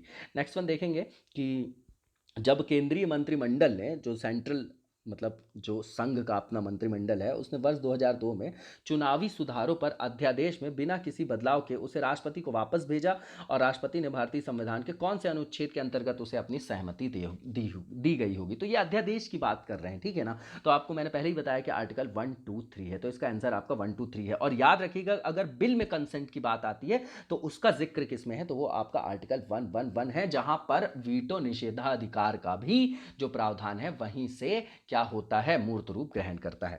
तो नेक्स्ट जो है अपना क्वेश्चन देखेंगे अपन 139 नंबर का क्वेश्चन है कि संघ का ये कर्तव्य होगा कि वो बाह्य आक्रमण तथा आंतरिक गड़बड़ी से प्रत्येक राज्य की रक्षा करे। ऐसा प्रावधान किस में होगा, तो ये जो है आपका ऐसा प्रावधान आपका किस में होगा, ये आपका आर्टिकल 355 है, क्योंकि उसी के बाद आप देखेंगे तो 356 में राष्ट्रपति शासन है, ठीक है ना। तो ये जो है आपका बिल्कुल ठीक है, इस पे दो ही आधार पे लगता है, जो आपका 355 और 365 है। 365 में जो राष्ट्रपति शासन लगाने का आधार है उसमें यह है कि केंद्र के द्वारा जो दिए गए निर्देश है उनका अनुपालन न करे, और यहाँ पर तो क्या हो गया, संवैधानिक संकट ही खड़ा हो गया, ठीक है ना। तो ये है आपका, इसके जो उल्लेख है आपका वो 355 में है, और राष्ट्रपति शासन का उल्लेख आर्टिकल 356 में। तो आंसर आपका डी हो जाएगा। नेक्स्ट वन देखेंगे, यहाँ पे क्वेश्चन है, यहाँ पे स्टेटमेंट दिए गए हैं, बताना है कि कौन सा सही। पहला ये कि जो वित्तीय सौदों पर स्टाम्प शुल्क लगता है, मतलब जो स्टाम्प ड्यूटी लगती है, वो उसके बारे में है कि राज्य सरकार द्वारा लगाया व वसूला जाता है ना। तो ये बिल्कुल गलत है आपका, है ना, ये तो सेंट्रल गवर्नमेंट का डोमेन है, तो वो आपका ये स्टेटमेंट गलत हो गया। दूसरा ये कि इसका विनियोजन जो है आपका संघ सरकार के द्वारा किया जाता है, ठीक है। तो दोनों के दोनों स्टेटमेंट इसके गलत हैं, क्योंकि क्या है कि स्टाम्प ड्यूटी आप देखते हैं कि स्टेट में लगता है, तो जो आपका क्या है कि विनियोजन कैसे करेगी, संघ सरकार नहीं है, वैसे भी देखेंगे तो मैक्सिमम जगह जो आपका जो विनियोजन है वो राज्य सरकार के द्वारा किया जाता है, ठीक है। तो ये दोनों के दोनों स्टेटमेंट आपके गलत है, और इसका आंसर आपका डी हो जाएगा, है ना, मतलब नन हो जाएगा इसका आंसर। नेक्स्ट वन देखेंगे अपन, 141 नंबर का क्वेश्चन है, और इसमें लिखा गया है कि यहाँ पर जो मतलब मैच द फॉलोइंग है, सुमेलित करना है कि भारतीय संविधान के जो आपके प्रावधान हैं वो किस देश से लिए गए हैं। तो पहला ये कि राज्य के नीति निदेशक तत्व हैं, आपको पता है कि ये डीपीएसपी कहाँ से लिए गए हैं, आयरलैंड का जो संविधान है 1937 का, वहाँ से। तो एक आपका 3 हो गया। बी जो है फंडामेंटल राइट्स, मूल अधिकार की बात है, ये यूएसए से लिया गया है। बिल ऑफ राइट्स जो है आप देखते हैं, सार्वभौमिक जो मानवाधिकार घोषणा पत्र है 1948 का, तो ये आपका यूएसए हो गया। तो देखिए कहाँ पर है यूएसए, 5th नंबर पे, तो 3-5। उसके बाद संघ राज्य संबंधों की समवर्ती सूची, तो ये कॉन्करेंट जो आपकी लिस्ट ली गई है ये आपकी ऑस्ट्रेलिया से ली गई है, तो सी का आपका 1 हो जाएगा। उसके बाद भारत राज्यों का संघ है, और संघ में अधिक जो शक्ति है वो निहित है। देखिए जो संसदीय व्यवस्था हमारे यहाँ ली गई है उसमें जो शक्ति का जो संतुलन देखेंगे वो केंद्र की ओर अधिक झुका हुआ दिखाई देता है ना, इंक्लाइन दिखाई देता है सेंटर के तरफ। तो वो जो प्रावधान है वो हमारा जो कनाडा है ना उसके ज़्यादा करीब है, तो वो प्रावधान हमारे यहाँ कनाडा से लिया गया है। तो डी का जो हो जाएगा वो 2 हो जाएगा। तो 3512 जो होगा इसका आंसर होगा, और जो कि डी में दिया गया है, तो 141 का जो आपका आंसर हो जाएगा वो डी हो जाएगा। नेक्स्ट क्वेश्चन देखेंगे हम, और 142 नंबर का क्वेश्चन है ये, और इसमें पूछा जा रहा है कि जो विधेयक है उनमें से किस एक का भारतीय संसद के दोनों सदनों द्वारा अलग अलग और विशेष बहुमत से पारित होना। देखिए आपको पता है कि आर्टिकल जो 368 है वहाँ पर संशोधन की जो मतलब प्रक्रिया का वर्णन किया गया है ना, तो साधारण बहुमत से होता है, फिर विशेष बहुमत से होता है, फिर विशेष बहुमत से होता है, और फिर उसके बाद राज्यों का अनुसमर्थन भी लगता है। इस तरीके के 3 तरीके के आप देखते हैं वहाँ पर, है ना, संशोधन। तो उसी में लिखा है कि ऐसा कौन सा विधेयक है जिसमें अलग अलग विशेष बहुमत से पारित होना जरूरी। तो साधारण विधेयक क्यों करेंगे भैया। दूसरा ये धन विधेयक, राज्यसभा का रोल नहीं। तीसरा ये वित्त विधेयक, इस पर भी नहीं है, राज्यसभा की सीमित शक्तियां हैं यहाँ पर। चौथा लिखा है संविधान संशोधन विधेयक, बिल्कुल सही बात है। संविधान जो संशोधन विधेयक होता है उसमें स्पेशल मेजॉरिटी लगती है उपस्थित और मतदान करने वाले जो होते हैं उसके 2/3 और 50% +1 दोनों वहाँ पर क्या होते हैं, प्रावधान वहाँ पर दोनों के दोनों वो लागू होते हैं वहाँ पर। तो संविधान संशोधन विधेयक है वो कॉन्स्टिट्यूशनल जो आपके अमेंडमेंट बिल्स होते हैं उसमें ये प्रावधान लागू होता है। तो इसका आंसर भी आपका डी हो जाएगा। नेक्स्ट क्वेश्चन देखेंगे, 143 नंबर का क्वेश्चन है जो इंडियन पब्लिक फाइनेंस है उससे रिलेटेड स्टेटमेंट है, बताना है कि कौन सा आपका स्टेटमेंट सही है। तो पहला ये कि जो लोक लेखा है, पब्लिक अकाउंट ऑफ मतलब जो पब्लिक अकाउंट ऑफ इंडिया है, पब्लिक अकाउंट फंड है जो हमारे यहाँ, उससे जो संवितरण है संसद के मत के अध्याधीन है। भैया वहाँ पर वोटिंग नहीं होती है, पब्लिक अकाउंट नाम से ही आप समझिए। इसका भी जो उल्लेख है वो आर्टिकल 266 में ही है, ठीक है। तो वहाँ वोटिंग जो है वो संसद के मद के अध्याधीन है, मतलब उसके मतों के अध्याधीन है, जो पहला लिखा हुआ है इसमें स्टेटमेंट, ठीक है। तो यही आपका गलत हो गया, इसको आप एलिमिनेट कर दीजिए, ऐसा नहीं है, ठीक है। तो तीन आप एक नंबर के स्टेटमेंट को अगर आप एलिमिनेट करते हैं तो वैसे भी आंसर आपको बी मिल जाता। फिर भी स्टेटमेंट देखेंगे, सेकंड वन जो लिखा हुआ है कि भारत का जो कॉन्स्टिट्यूशन है, संविधान है, उसमें जो प्रत्येक राज्य के लिए संचित निधि, लोक लेखा और आकस्मिक निधि का उपबंध है। बिल्कुल सही बात है, तीनों तरीके के फंड होते हैं, तीन ही तरीके के फंड होते हैं। जो कंटीजेंसी फंड है अगर सेंटर की बात करें तो वो 267 में है, संचित निधि राज्य की देखने जाएंगे तो 207 वगैरह में दिखाई देती है।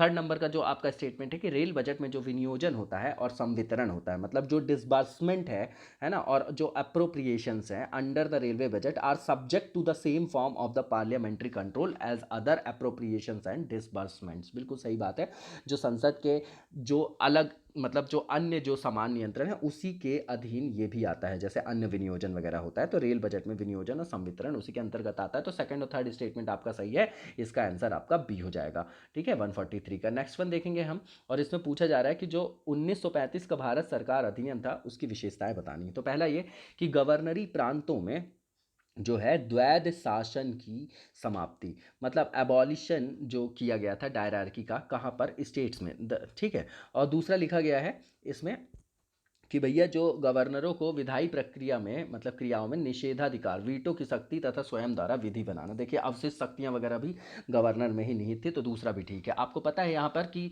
द्वैध शासन की समाप्ति करके प्रांतों में जो थी, प्रांतों की बात कर रहे हैं ये, ठीक है ना, गवर्नरी प्रांत जो लिखे हुए हैं प्रांतों की बात करें तो वहाँ पर प्रांत में क्या स्वायत्तता के शासन की मतलब शुरुआत हो गई थी, कहाँ से, 1935 से, ठीक है ना। तो ये जो आपका पहला स्टेटमेंट है वो भी ठीक है, दूसरा स्टेटमेंट भी ठीक है। तीसरा ये कि सांप्रदायिक प्रतिनिधित्व के नियम की समाप्ति, ये इन्होंने कभी खत्म नहीं किया, जो कम्युनल जो आप रिप्रेजेंटेशन देखते होंगे, है ना। तो ये आपका जो थर्ड नंबर का स्टेटमेंट है ये गलत है आपका, इसको एलिमिनेट कर दिए, बाकी ऊपर के दोनों स्टेटमेंट ठीक है। इसका आंसर आपका बी हो जाएगा 144 का। नेक्स्ट वन देखेंगे और इसमें स्टेटमेंट्स में बताना है कि कौन सा सही है। पहला ये कि 1946 में प्रांतीय सभाओं द्वारा भारत की संविधान सभा चुनी गई थी, जो पहला स्टेटमेंट है यही बिल्कुल सही है। रिपीटिशन भी यही है कि जो कॉन्स्टिट्यूएंट असेंबली थी वो कैसे चुनी गई थी, तो वो इलेक्ट की गई थी जो प्रोविंशियल असेंबलीज थी इन द ईयर ऑफ 1946, बिल्कुल ठीक है। दूसरा ये कि जवाहरलाल नेहरू, एम ए जिन्ना और सरदार वल्लभ भाई पटेल भारत की संविधान सभा के सदस्य थे, तो ये आप जिन्ना से ही यहाँ पर एलिमिनेट कर देते, दूसरा स्टेटमेंट इसलिए गलत है। तीसरा ये कि जो प्रथम सेशन था आपका संविधान सभा का वो जनवरी 1947 में, तो भैया 9 दिसंबर 1946 को पहली बैठक हुई थी, जिसमें अस्थायी जो अध्यक्ष थे उनके बनाए गए थे कौन, जो सच्चिदानंद सिन्हा, उसके बाद फिर आपके कौन बन जाएंगे, डॉक्टर राजेंद्र प्रसाद बन जाएंगे, है ना। तो आपको पता है पहली बैठक जो है 9 दिसंबर 1946, फिर सेकंड 11 ऑफ दिसंबर 1947, मतलब 1946 की बात है ये, 47 नहीं है ना। 11 दिसंबर 1946 को स्थायी अध्यक्ष जब राजेंद्र प्रसाद बन जाएंगे, और उसके पहले कौन थे आपके, जो 9 दिसंबर 1946 को पहली बैठक हुई थी, तो अस्थायी वहां पर बनाया गया था अध्यक्ष संविधान सभा का, ठीक है। तो तीसरा स्टेटमेंट गलत है। लास्ट वन जो है कि भारत का जो संविधान है वो 26 जनवरी 1950 को स्वीकार किया गया। तो जब आप पढ़ते होंगे उद्देशिका, जिसको आप प्रियम्बल बोलते हैं, तो वहां पर जो डेट लिखी है वो क्या लिखी गई है, 26 नवंबर 1949, उसी को संविधान दिवस के रूप में भी मनाया जाता है। तो इसका आंसर आपका ए था, जो पहले ही रिकॉग्नाइज कर लिया था अपन लोगों ने। नेक्स्ट जो अपना क्वेश्चन है 146 नंबर का, इसमें कथनों पर विचार करना है और बताना है कि कौन सा सत्य है। पहला ये कि जिले में जो सबसे बड़ी फौजदारी अदालत है, जिला एवं सत्र न्यायाधीश की अदालत होती है, सेशन कोर्ट वगैरह आप सुनते होंगे ना, डिस्ट्रिक्ट एंड सेशन कोर्ट, वही लिखा हुआ है ये, तो पहला स्टेटमेंट बिल्कुल ठीक है।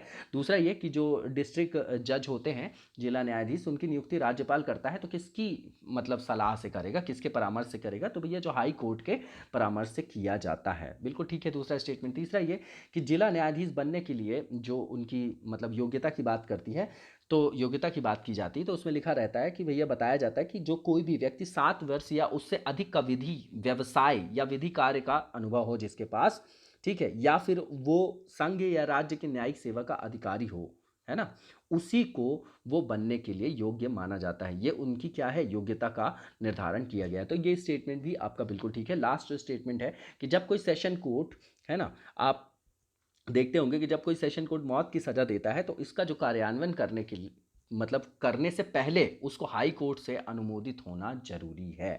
ठीक है ना, जब सेशन अगर कोर्ट किसी को भी अवार्ड करता है डेथ सेंटेंस के लिए, तो ये कंफर्म किया जाना चाहिए किसके द्वारा, हाई कोर्ट के। जब इसको दिया जा रहा है, मतलब अगर उसको कार्यान्वित करना है तो उसके लिए अनुमोदन कराना जरूरी है, किससे, हाई कोर्ट से। तो ऑल स्टेटमेंट्स आर राइट और इसका आंसर आपका डी 1 2 3 4 हो जाएगा। नेक्स्ट क्वेश्चन देखेंगे और इसमें लिखा हुआ है स्टेटमेंट और बताना है कि कौन सा सही है। पहला ये कि लोकसभा के जो स्पीकर होते हैं, अध्यक्ष, उनको ये अधिकार होता है कि वो लोकसभा को अनिश्चित काल के लिए विघटित कर सकता है। ठीक है ना, विघटित करने की बात कर रहे हैं, परंतु सत्रावसान के उपरांत सदन का सत्र आहूत करने का अधिकार केवल राष्ट्रपति को है। आप आर्टिकल 85 वगैरह देखते हैं, 86 वगैरह देखते हैं, तो राष्ट्रपति के संसद के संदर्भ में जो आप वहाँ पर उनकी शक्ति देखते हैं, तो आप देखते हैं कि जब कोई भी नया, मतलब जैसे जनरल इलेक्शन हुआ तो उसके बाद जो पहला आपका सेशन होगा तो उसमें राष्ट्रपति वहाँ पर अपना संबोधन देते हैं। ठीक है ना, तो वो उसी की बात कर रहे हैं कि भैया जो सत्र आहूत करने का, कि कब सेशन कब स्टार्ट किया जाएगा, आहूत करने का काम कौन है, राष्ट्रपति करेंगे। लेकिन जब सेशन चल रहा होता है तो सेशन के बीच में आप देखते हैं ना कि क्या किया जाता है, जिसको बोला जाता है प्रोरोगेशन। ये जो विघटित लिखा गया है ना शब्द, ये गलत है, यहाँ पर स्थगन होना चाहिए। ठीक है ना, स्थगित किया गया थोड़े टाइम के लिए, विघटित तो परमानेंट कर दिया गया विघटित, तो ये आपका गलत है। मतलब जो विघटित शब्द गलत है, यहाँ पर आपका जो इंग्लिश में लिखा गया ऑन प्रोरोगेशन जो लिखा गया है उससे आप समझिएगा, तो प्रोरोगेशन का मतलब आपका स्थगन है। इस हिसाब से ये पहला स्टेटमेंट ठीक है कि भैया जो सत्र चल रहा है, अब सत्र में आप देखते हैं कि कभी कुछ अशांति वगैरह हो जाती है तो उसको क्या कर दिया जाता है कि आज की सदन स्थगित है। तो वो स्थगित किसने किया, जो लोकसभा के स्पीकर हैं। लेकिन जब सेशन कब चलेगा, है ना, इसको जो आहूत करने का जो अधिकार है वो राष्ट्रपति को है। ठीक है ना, तो पहला स्टेटमेंट आपका बिल्कुल ठीक है। दूसरा जो है कि तब जब तक भंग नहीं किया जाता है या कार्यकाल का विस्तार नहीं होता, तब तक 5 साल की अवधि के अंत में लोकसभा का स्वतः विघटन होता है, भले ही राष्ट्रपति द्वारा विघटन का कोई औपचारिक आदेश जारी ना किया गया हो। तो ये बिल्कुल अप्लाइड चीज़ है कि जो कार्यकाल है वो 5 वर्ष निर्धारित किया गया है सामान्य परिस्थितियों में, उसी के बारे में ये स्टेटमेंट है। तो दूसरा स्टेटमेंट भी ठीक है। तीसरा ये कि लोकसभा का जो अध्यक्ष होता है, इसके विघटित होने के, अब डिसॉल्व होने की बात कर रहे हैं ना, विघटित होने, खत्म होने के उपरांत भी तब तक उनका अध्यक्ष बना रहेगा जब तक कि नई लोकसभा का प्रथम सत्र नहीं हो जाता। बिल्कुल सही बात है, सबको शपथ वगैरह दिलाना पड़ता है, प्रोटेम स्पीकर वगैरह भी आपने सुना होगा।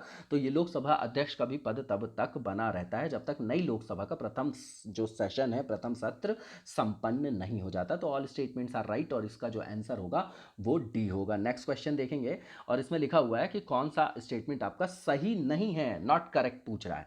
पहला ये कि लोकसभा में अविश्वास प्रस्तुत जो प्रस्ताव है प्रस्तुत करने के लिए ऐसे कारण जिन पर वो आधारित है देना आवश्यक है। बिल्कुल भी नहीं है, कोई कारण बताने की जरूरत नहीं होती, क्योंकि जब अविश्वास प्रस्ताव लाया जाता है तो उस उन्हीं संदर्भों में लाया जाता है कि भैया अब जो है ये सरकार वहां पर, कहां पर, लोकसभा में अपना जो है बहुमत बनाने में अक्षम हो गई है। ठीक है, तो पहला ही स्टेटमेंट आपका गलत है और आंसर भी आपका यही होगा। फिर भी देखते हैं नेक्स्ट स्टेटमेंट कि लोकसभा जो है वहां पर जो नो कॉन्फिडेंस मोशन है उसको स्वीकृत करने के लिए नियमों में ग्राह्यता की कोई शर्तें निर्धारित नहीं की गई। बिल्कुल ठीक बात है। तीसरा ये कि जो नो कॉन्फिडेंस आपका मोशन है उसको अगर स्वीकृत कर लिया जाता है तो उसकी इजाजत मिलने के 10 दिन के भीतर उन पर कार्यवाही करना अनिवार्य है। ठीक है। लास्ट वन ये कि राज्यसभा किसी अविश्वास प्रस्ताव को ग्रहण करने के लिए सशक्त नहीं, तो क्यों करेंगे वहां पर भैया, जब विश्वास प्रस्ताव आप लाते हैं लोअर हाउस में, लोकसभा में, तो नो कॉन्फिडेंस भी तो वही लाएंगे जहां पर विश्वास लाएंगे। ठीक है ना, तो ये आपका ये भी क्या है, सही स्टेटमेंट हो गया कि राज्यसभा जो है किसी अविश्वास प्रस्ताव को ग्रहण करने के लिए सशक्त नहीं है। बिल्कुल सही बात है, क्योंकि केवल लोकसभा में लाया जाता है। याद रखिएगा कि जो आर्टिकल 75 सब क्लॉज 3 है उसमें लिखा है ना कि सामूहिक उत्तरदायित्व किसके प्रति है, लोकसभा के प्रति। तो जो विश्वास प्रस्ताव लाया जाता है वो भी लोकसभा में ही लाया जाता है ना, तो अविश्वास भी वहीं लाया जाएगा, राज्यसभा में नहीं लाया जाएगा। इसलिए ये स्टेटमेंट आपका सही है और सही नहीं पूछा था तो पहला बस आपका गलत है, इसका आंसर ए हो जाएगा। नेक्स्ट वन देखेंगे, 149 नंबर का क्वेश्चन है और इसमें पूछा जा रहा है कि कौन सा ऐसा कथन है जो भारत के संविधान की चौथी अनुसूची का सही वर्णन करता है, फोर्थ शेड्यूल। ठीक है, वहां राज्यसभा की सीटों के बारे में जो वहां पर स्थान आवंटन किए गए उससे संबंधित है डायरेक्टली, ये बिल्कुल फैक्चुअल क्वेश्चन है। ठीक है, तो पहला ये कि संघ और राज्यों में शक्तियों के वितरण की रूपरेखा, ये तो 7 शेड्यूल है जिसमें 3 सूचियां जो है वो बांटी गई, समवर्ती सूची, है ना, राज्य सूची, संघ सूची। तो वहीं से जो है संघ और राज्यों में जो अपन शक्तियों का वितरण देखते हैं वहीं से संदर्भित है। दूसरा ये कि सूचित भाषाएं, ये तो आपका 8th हो गया ना, 8th नंबर का शेड्यूल हो गया। तीसरा ये कि इसमें जनजातीय क्षेत्रों के प्रशासन से संबंधित है, ये तो आपका 5वीं और 6वीं अनुसूची हो गई। और जो आपकी 4th अनुसूची है उसमें राज्यसभा के स्थानों के आवंटन से संबंधित जानकारी वहां पर अंतर्विष्ट है ना, ठीक है। वो एलोकेशन जो है सीट्स की, काउंसिल ऑफ सीट्स की, उसके बारे में बात है। तो इसका आंसर आपका डी हो जाएगा। नेक्स्ट क्वेश्चन देखेंगे, मॉन्टेग्यू जो चैम्सफोर्ड सुधार है 1919 वाले की बात कर रहे हैं भाई साहब ये, ठीक है। वो जो गठन है किस आधार पर किया गया था, ठीक है। तो आपका 1919 वाला सीधा ही हो गया ये तो, the government of India act 1919, तो इसका आंसर आपका बी हो जाएगा, ठीक है। 150वें नंबर का बी हो गया। नेक्स्ट क्वेश्चन देखेंगे कि भारत के जो उपराष्ट्रपति थे उनको पद से हटाने का जो संकल्प है कहां पर प्रस्तावित किया जा सकता है। उपराष्ट्रपति की बात कर रहे हैं, वाइस प्रेसिडेंट की। अब आपको पता है कि वो जो है एक्स ऑफिशियो जो चेयरमैन है कहाँ के होते हैं, राज्यसभा के। दरअसल वो पद भी इसीलिए सृजित किया गया है मेनली, है ना, कि राज्यसभा को चेयर करने के लिए। तो कहाँ पे उनको पदच्युत करने का संकल्प लाएंगे भैया, राज्यसभा में तो लाएंगे, है ना।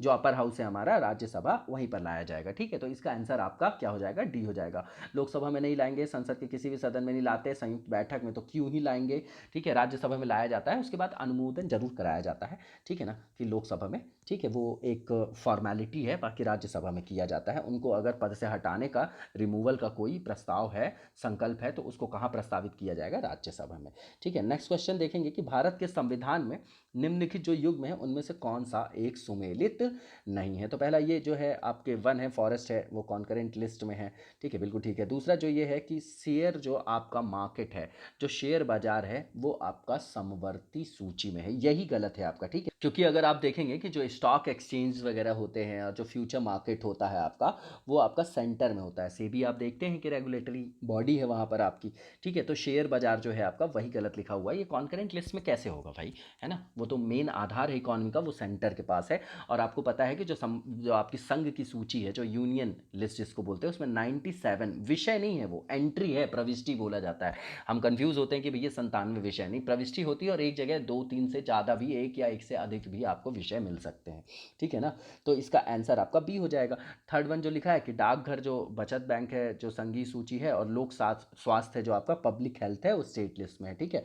तो जो दूसरा है वो आपका सही सुमेलित नहीं था, जो स्टॉक एक्सचेंज है ये आपका यूनियन लिस्ट में आता है। नेक्स्ट वन देखेंगे अपन, क्वेश्चन 153 नंबर का क्वेश्चन है हमारा, और इसमें लिखा हुआ है स्टेटमेंट, और बताना है कि कौन सा स्टेटमेंट इसमें से आपका सही है। तो पहला स्टेटमेंट लिखा है कि स्वतंत्र और निष्पक्ष जो निर्वाचन का 3 वर्ड इंपॉर्टेंट है, अधीक्षण, निर्देशन और संचालन। मतलब डायरेक्शन है, सुपरिंटेंडेंस है, और conduct of free and fair election. देखिए, फ्री एंड फेयर इलेक्शन जो लिखा है, ये किसी भी जो संसदीय लोकतंत्र है उसका आधारभूत स्तंभ है, ठीक है ना। अगर लोकतंत्र को हमको सच्चे अर्थों में, मूर्त रूप में उसको क्या करना है, स्थापित करना है, ठीक है ना। तो ये क्या है, ये किसका मतलब कार्य होगा, ये आपका इलेक्शन कमीशन का होगा। जब आप आर्टिकल 324 पढ़ते हैं तो वहाँ पर ये 3 वर्ड्स आपको सुनने को मिलते हैं। तो पहला स्टेटमेंट जो है आपका, वो आपका बिल्कुल ठीक है। दूसरा स्टेटमेंट है कि जो संसद है और राज्यों के विधायकों और राष्ट्रपति और उपराष्ट्रपति के चुनावों की निर्वाचक नामावली तैयार करना। देखिए, ये सब भारत के जो चुनाव आयोग है ना, उन्हीं से, उनके जो फंक्शंस हैं, कार्य, उन्हीं के बारे में स्टेटमेंट है। तो दूसरा भी ठीक है। तीसरा ये कि देखिए, दूसरा जो स्टेटमेंट है आपका, वो भी आपका क्या है, ठीक है ना, जो आपका लिखा हुआ है। और तीसरा लिखा हुआ है कि चुनाव लड़ने वाले व्यक्तियों और राजनीतिक दलों को चुनाव चिन्ह देना और राजनीतिक दलों को मान्यता देना, ये अपन ने पहले देख लिया जब रिप्रेजेंटेशन ऑफ पीपल एक्ट देख रहे थे। लास्ट वन जो है आपकी, कि चुनाव विवादों में अंतिम निर्णय की उद्घोषणा करना, ठीक है। तो लास्ट वाला स्टेटमेंट गलत है आपका, बाकी ऊपर के तीनों स्टेटमेंट ठीक है। वो मतलब निर्णयों की उद्घोषणा वाला जो स्टेटमेंट है वो बस गलत है आपका। तो 1, 2, 3 इसका जो आपका आंसर हो जाएगा 153 का, वो ए हो जाएगा, ठीक है। नेक्स्ट वन देखेंगे अपन, ठीक है, इसमें कि जो इसमें स्टेटमेंट दिए गए हैं बताना है कि कौन सा सही है। तो पहला ये कि जो भारतीय योजना आयोग है, भारत में योजना से संबंधित उच्चतम निर्णायक निकाय है, ठीक है। तो जो पहला स्टेटमेंट है आप देखिए, अब तो इसको स्क्रैप कर दिया गया है, वैसे भी ये उच्चतम निर्णायक निकाय नहीं था, डिसीजन मेकिंग नहीं था, और संसद करती है। और वैसे देखेंगे योजना के संदर्भ में तो एनडीसी का नाम आता है, राष्ट्रीय विकास परिषद का। तो पहला आप एलिमिनेट कर दीजिए। दूसरा ये कि जो भारतीय योजना आयोग हैं उनके जो सचिव होते हैं राष्ट्रीय विकास परिषद के भी सचिव होते हैं। बिल्कुल ठीक बात है, जब मतलब योजना आयोग था तो उसके जो सेक्रेटरी होते थे वही इनके भी सेक्रेटरी होते थे। तो दूसरा स्टेटमेंट जो है आपका वो आपका ठीक है। तीसरा जो स्टेटमेंट है आपका कि भारत का जो संविधान है कॉन्स्टिट्यूशन, इसमें जो 7वें नंबर का शेड्यूल है आपका उसमें जो समवर्ती सूची है, कॉन्करेंट लिस्ट है, उसमें आर्थिक और सामाजिक नियोजन की बात की गई है। नियोजन मतलब प्लानिंग को नियोजन बोला जाता है, इकोनॉमिक और सोशल प्लानिंग की। तो किस में बात की गई है? कॉन्करेंट लिस्ट में। बिल्कुल ठीक है। सेकंड और थर्ड स्टेटमेंट आपका ठीक है और इसका आंसर आपका बी हो जाएगा, 2 और 3। नेक्स्ट वन देखेंगे अपन, भारतीय संसद के संदर्भ में यहाँ पर कौन सा कथन है जो वो सही नहीं है, ठीक है ना, कौन सा स्टेटमेंट जो है पार्लियामेंट को लेके गलत है। तो पहला ये कि जो अप्रोप्रिएशन बिल है must be passed by both the houses of parliament before it can be enacted into law. बिल्कुल ठीक बात है, इसका दोनों सदनों से पारित होना बिल्कुल मतलब आवश्यक होता है ना, जरूरी होता है। जब आप बजट की प्रक्रिया पढ़ते हैं तो वहाँ पर इसको देखते होंगे, है ना, अप्रोप्रिएशन बिल वगैरह की बात होती है तो विधि बनने से पूर्व उसमें संसद के दोनों सदनों से पारित होना उसका अनिवार्य होता है। तो पहला स्टेटमेंट जो है आपका वो सही है। दूसरा स्टेटमेंट जो है आपका गलत बताना है हमको, कि जो विनियोजन जो आपका बिल होता है उसके अधीन विनियोजित हुए जो भारत के संचित निधि में से धन निकाला नहीं जा सकता। दरअसल बोलना ये चाह रहे हैं कि no money shall be withdrawn, मतलब कोई भी मनी जो है, फंड जो है, निधि वित्तीयन है, उसका विड्रावल नहीं किया जा सकता from the consolidated fund of India accept under the appropriation made by the appropriation act. बिल्कुल ठीक है, उसके लिए अप्रोप्रिएशन बिल लाना पड़ता है। दूसरा भी ठीक है। तीसरा ये कि नए कर जो है उनको प्रस्तावित करने के लिए वित्त विधेयक का होना आवश्यक है, जबकि चालू करों की दर में बदलाव के लिए किसी अन्य विधेयक अधिनियम की आवश्यकता नहीं। नहीं भैया, करों में बदलाव हो चाहे नए करारोपण करने हो, उस सब के लिए आपको वो लाना पड़ता है, वित्त विधेयक, फाइनेंस बिल लाना पड़ता है, ठीक है। तो जो तीसरा जो स्टेटमेंट है वही आपका गलत है और सही नहीं पूछा था, तो यही आपका आंसर भी हो जाएगा। नेक्स्ट स्टेटमेंट यह है कि राष्ट्रपति की सिफारिश के बिना कोई धन विधेयक नहीं लाया जा सकता। बिल्कुल सही बात है, क्योंकि उसमें धन विधेयक में वीटो वूटो और पुनर्विचार की कोई व्यवस्था नहीं है, क्योंकि उसमें राष्ट्रपति की पूर्वानुमति ले ली जाती है, ठीक है। तो इसका आंसर आपका सी हो जाएगा, क्योंकि वो गलत है, बाकी स्टेटमेंट ठीक है। नेक्स्ट वन देखेंगे अपन, यहाँ पे जो क्वेश्चन है कि भारत के संविधान में कौन सा ऐसा अनुच्छेद है जिसके अनुसार प्रत्येक राज्य की कार्यपालिका शक्ति के प्रयोग में कोई अड़चन न हो या उस पर कोई प्रतिकूल प्रभाव ना पड़े। मतलब ये बोलना ये चाह रहे हैं कि जो प्रत्येक राज्य की जो एग्जीक्यूटिव पावर है, कार्यपालिका शक्ति का, इस प्रकार से उसको दोहन किया जाए, उसका प्रयोग किया जाए, जिससे जो संघ की जो एग्जीक्यूटिव पावर है, जो संघ की कार्यपालिका शक्ति है, उसके प्रयोग में किसी भी तरीके का प्रतिकूल प्रभाव ना पड़े, ठीक है। यह आर्टिकल 257 में है। जब आप सेंटर स्टेट रिलेशन पढ़ते हैं तो जो एडमिनिस्ट्रेटिव वहां पर प्रशासनिक संबंधों की बात करते हैं, वहीं पर आप देखेंगे 257 नंबर के आर्टिकल में इसका उल्लेख है। उसमें यह भी बोला गया है कि जो संघ की कार्यपालिका शक्ति है उसका विस्तार किसी भी राज्य को ऐसे निर्देश देने के लिए भी हो सकता है जो कि इंडियन गवर्नमेंट के मतलब इंडियन गवर्नमेंट के संदर्भ में आवश्यक प्रतीत हो, ठीक है ना। तो इसका जो उल्लेख है वो आर्टिकल 257 में, बिल्कुल कंटेक्चुअल क्वेश्चन है, इसका आंसर आपका ए हो जाएगा, ठीक है। 156 का ए हो गया। नेक्स्ट क्वेश्चन देखेंगे, 157 नंबर का क्वेश्चन है और इससे पूछा जा रहा है कि which one of the following determines that the Indian constitution is federal, मतलब परिसंघी की बात कर रहे हैं ये, ठीक है ना, कि संविधान आपका परिसंघी है ना।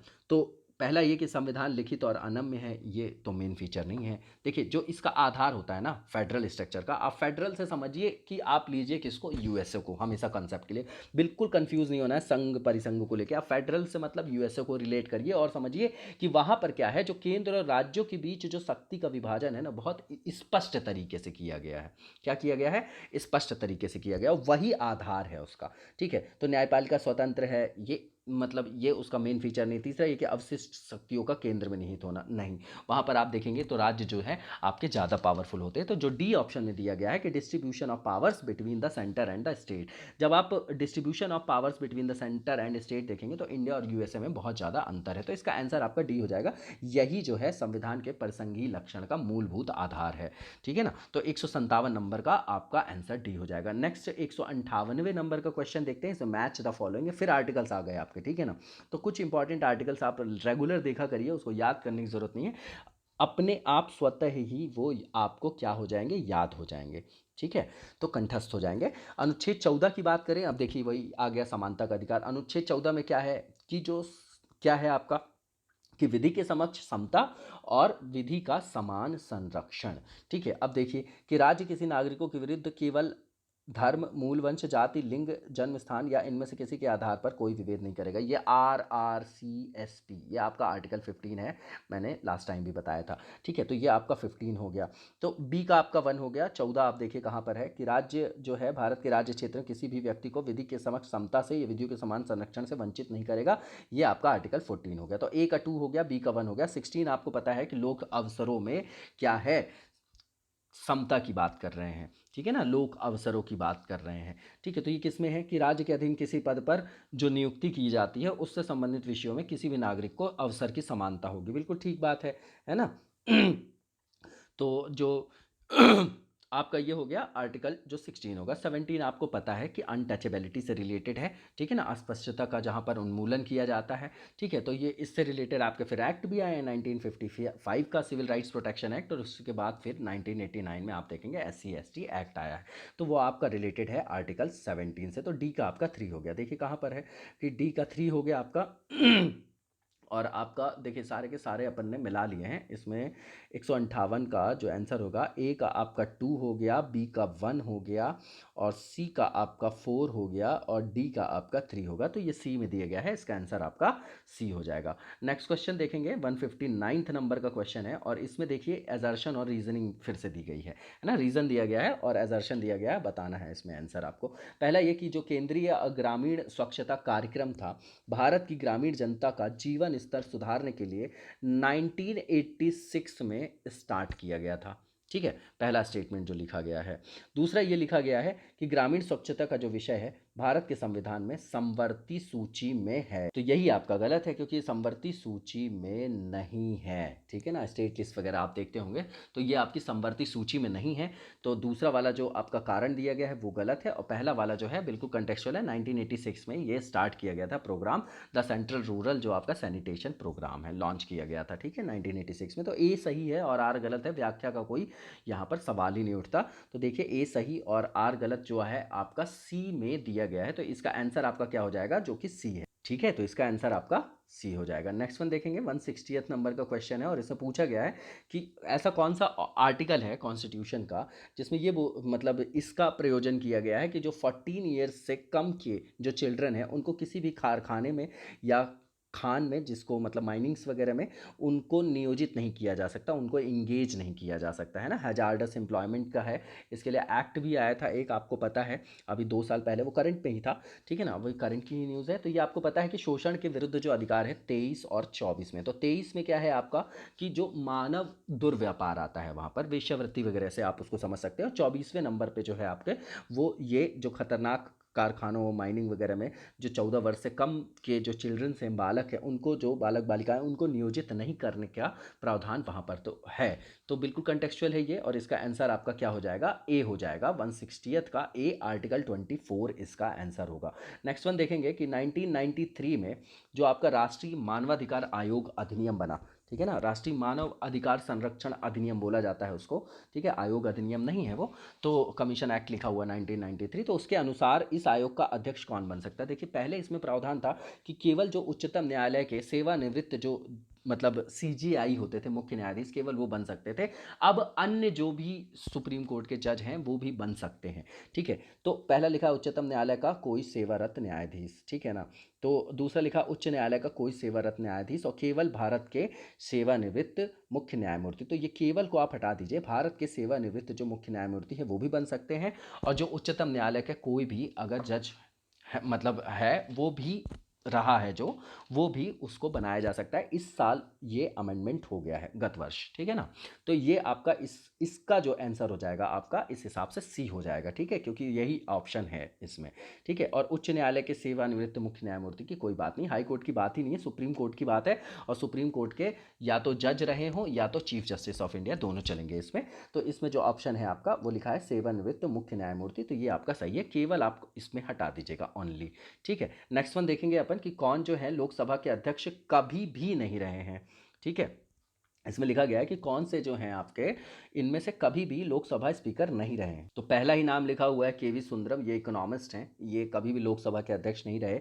बाकी जीएस ढिल्लो भी रहे हैं, हुकुम सिंह भी रहे हैं और आपके बलराम भगत भी रहे हैं। तो इसका आंसर आपका ए हो जाएगा, केवी सुंदरम। बिल्कुल कंटेक्चुअल क्वेश्चन है ये, ठीक है ना, फैक्चुअल है, ये सब लिस्ट आप देख जाया करिए, ठीक है। तो 162वें नंबर का जो आपका उत्तर हो जाएगा वो आपका सी हो जाएगा, ठीक है। और जो नेक्स्ट देखेंगे मतलब सी नहीं है, देखिए ये मिस्टेक हो गई है ना, स्लिप ऑफ टंग है ये, कि ये बलिराम भगत हैं और हुकुम सिंह हैं और जीएस ढिल्लो जो हैं आपके, ठीक है ना, जीएस ढिल्लन लिखा जाता है। तो जो ये तीनों के तीनों आपके लोकसभा के अध्यक्ष रहे हैं।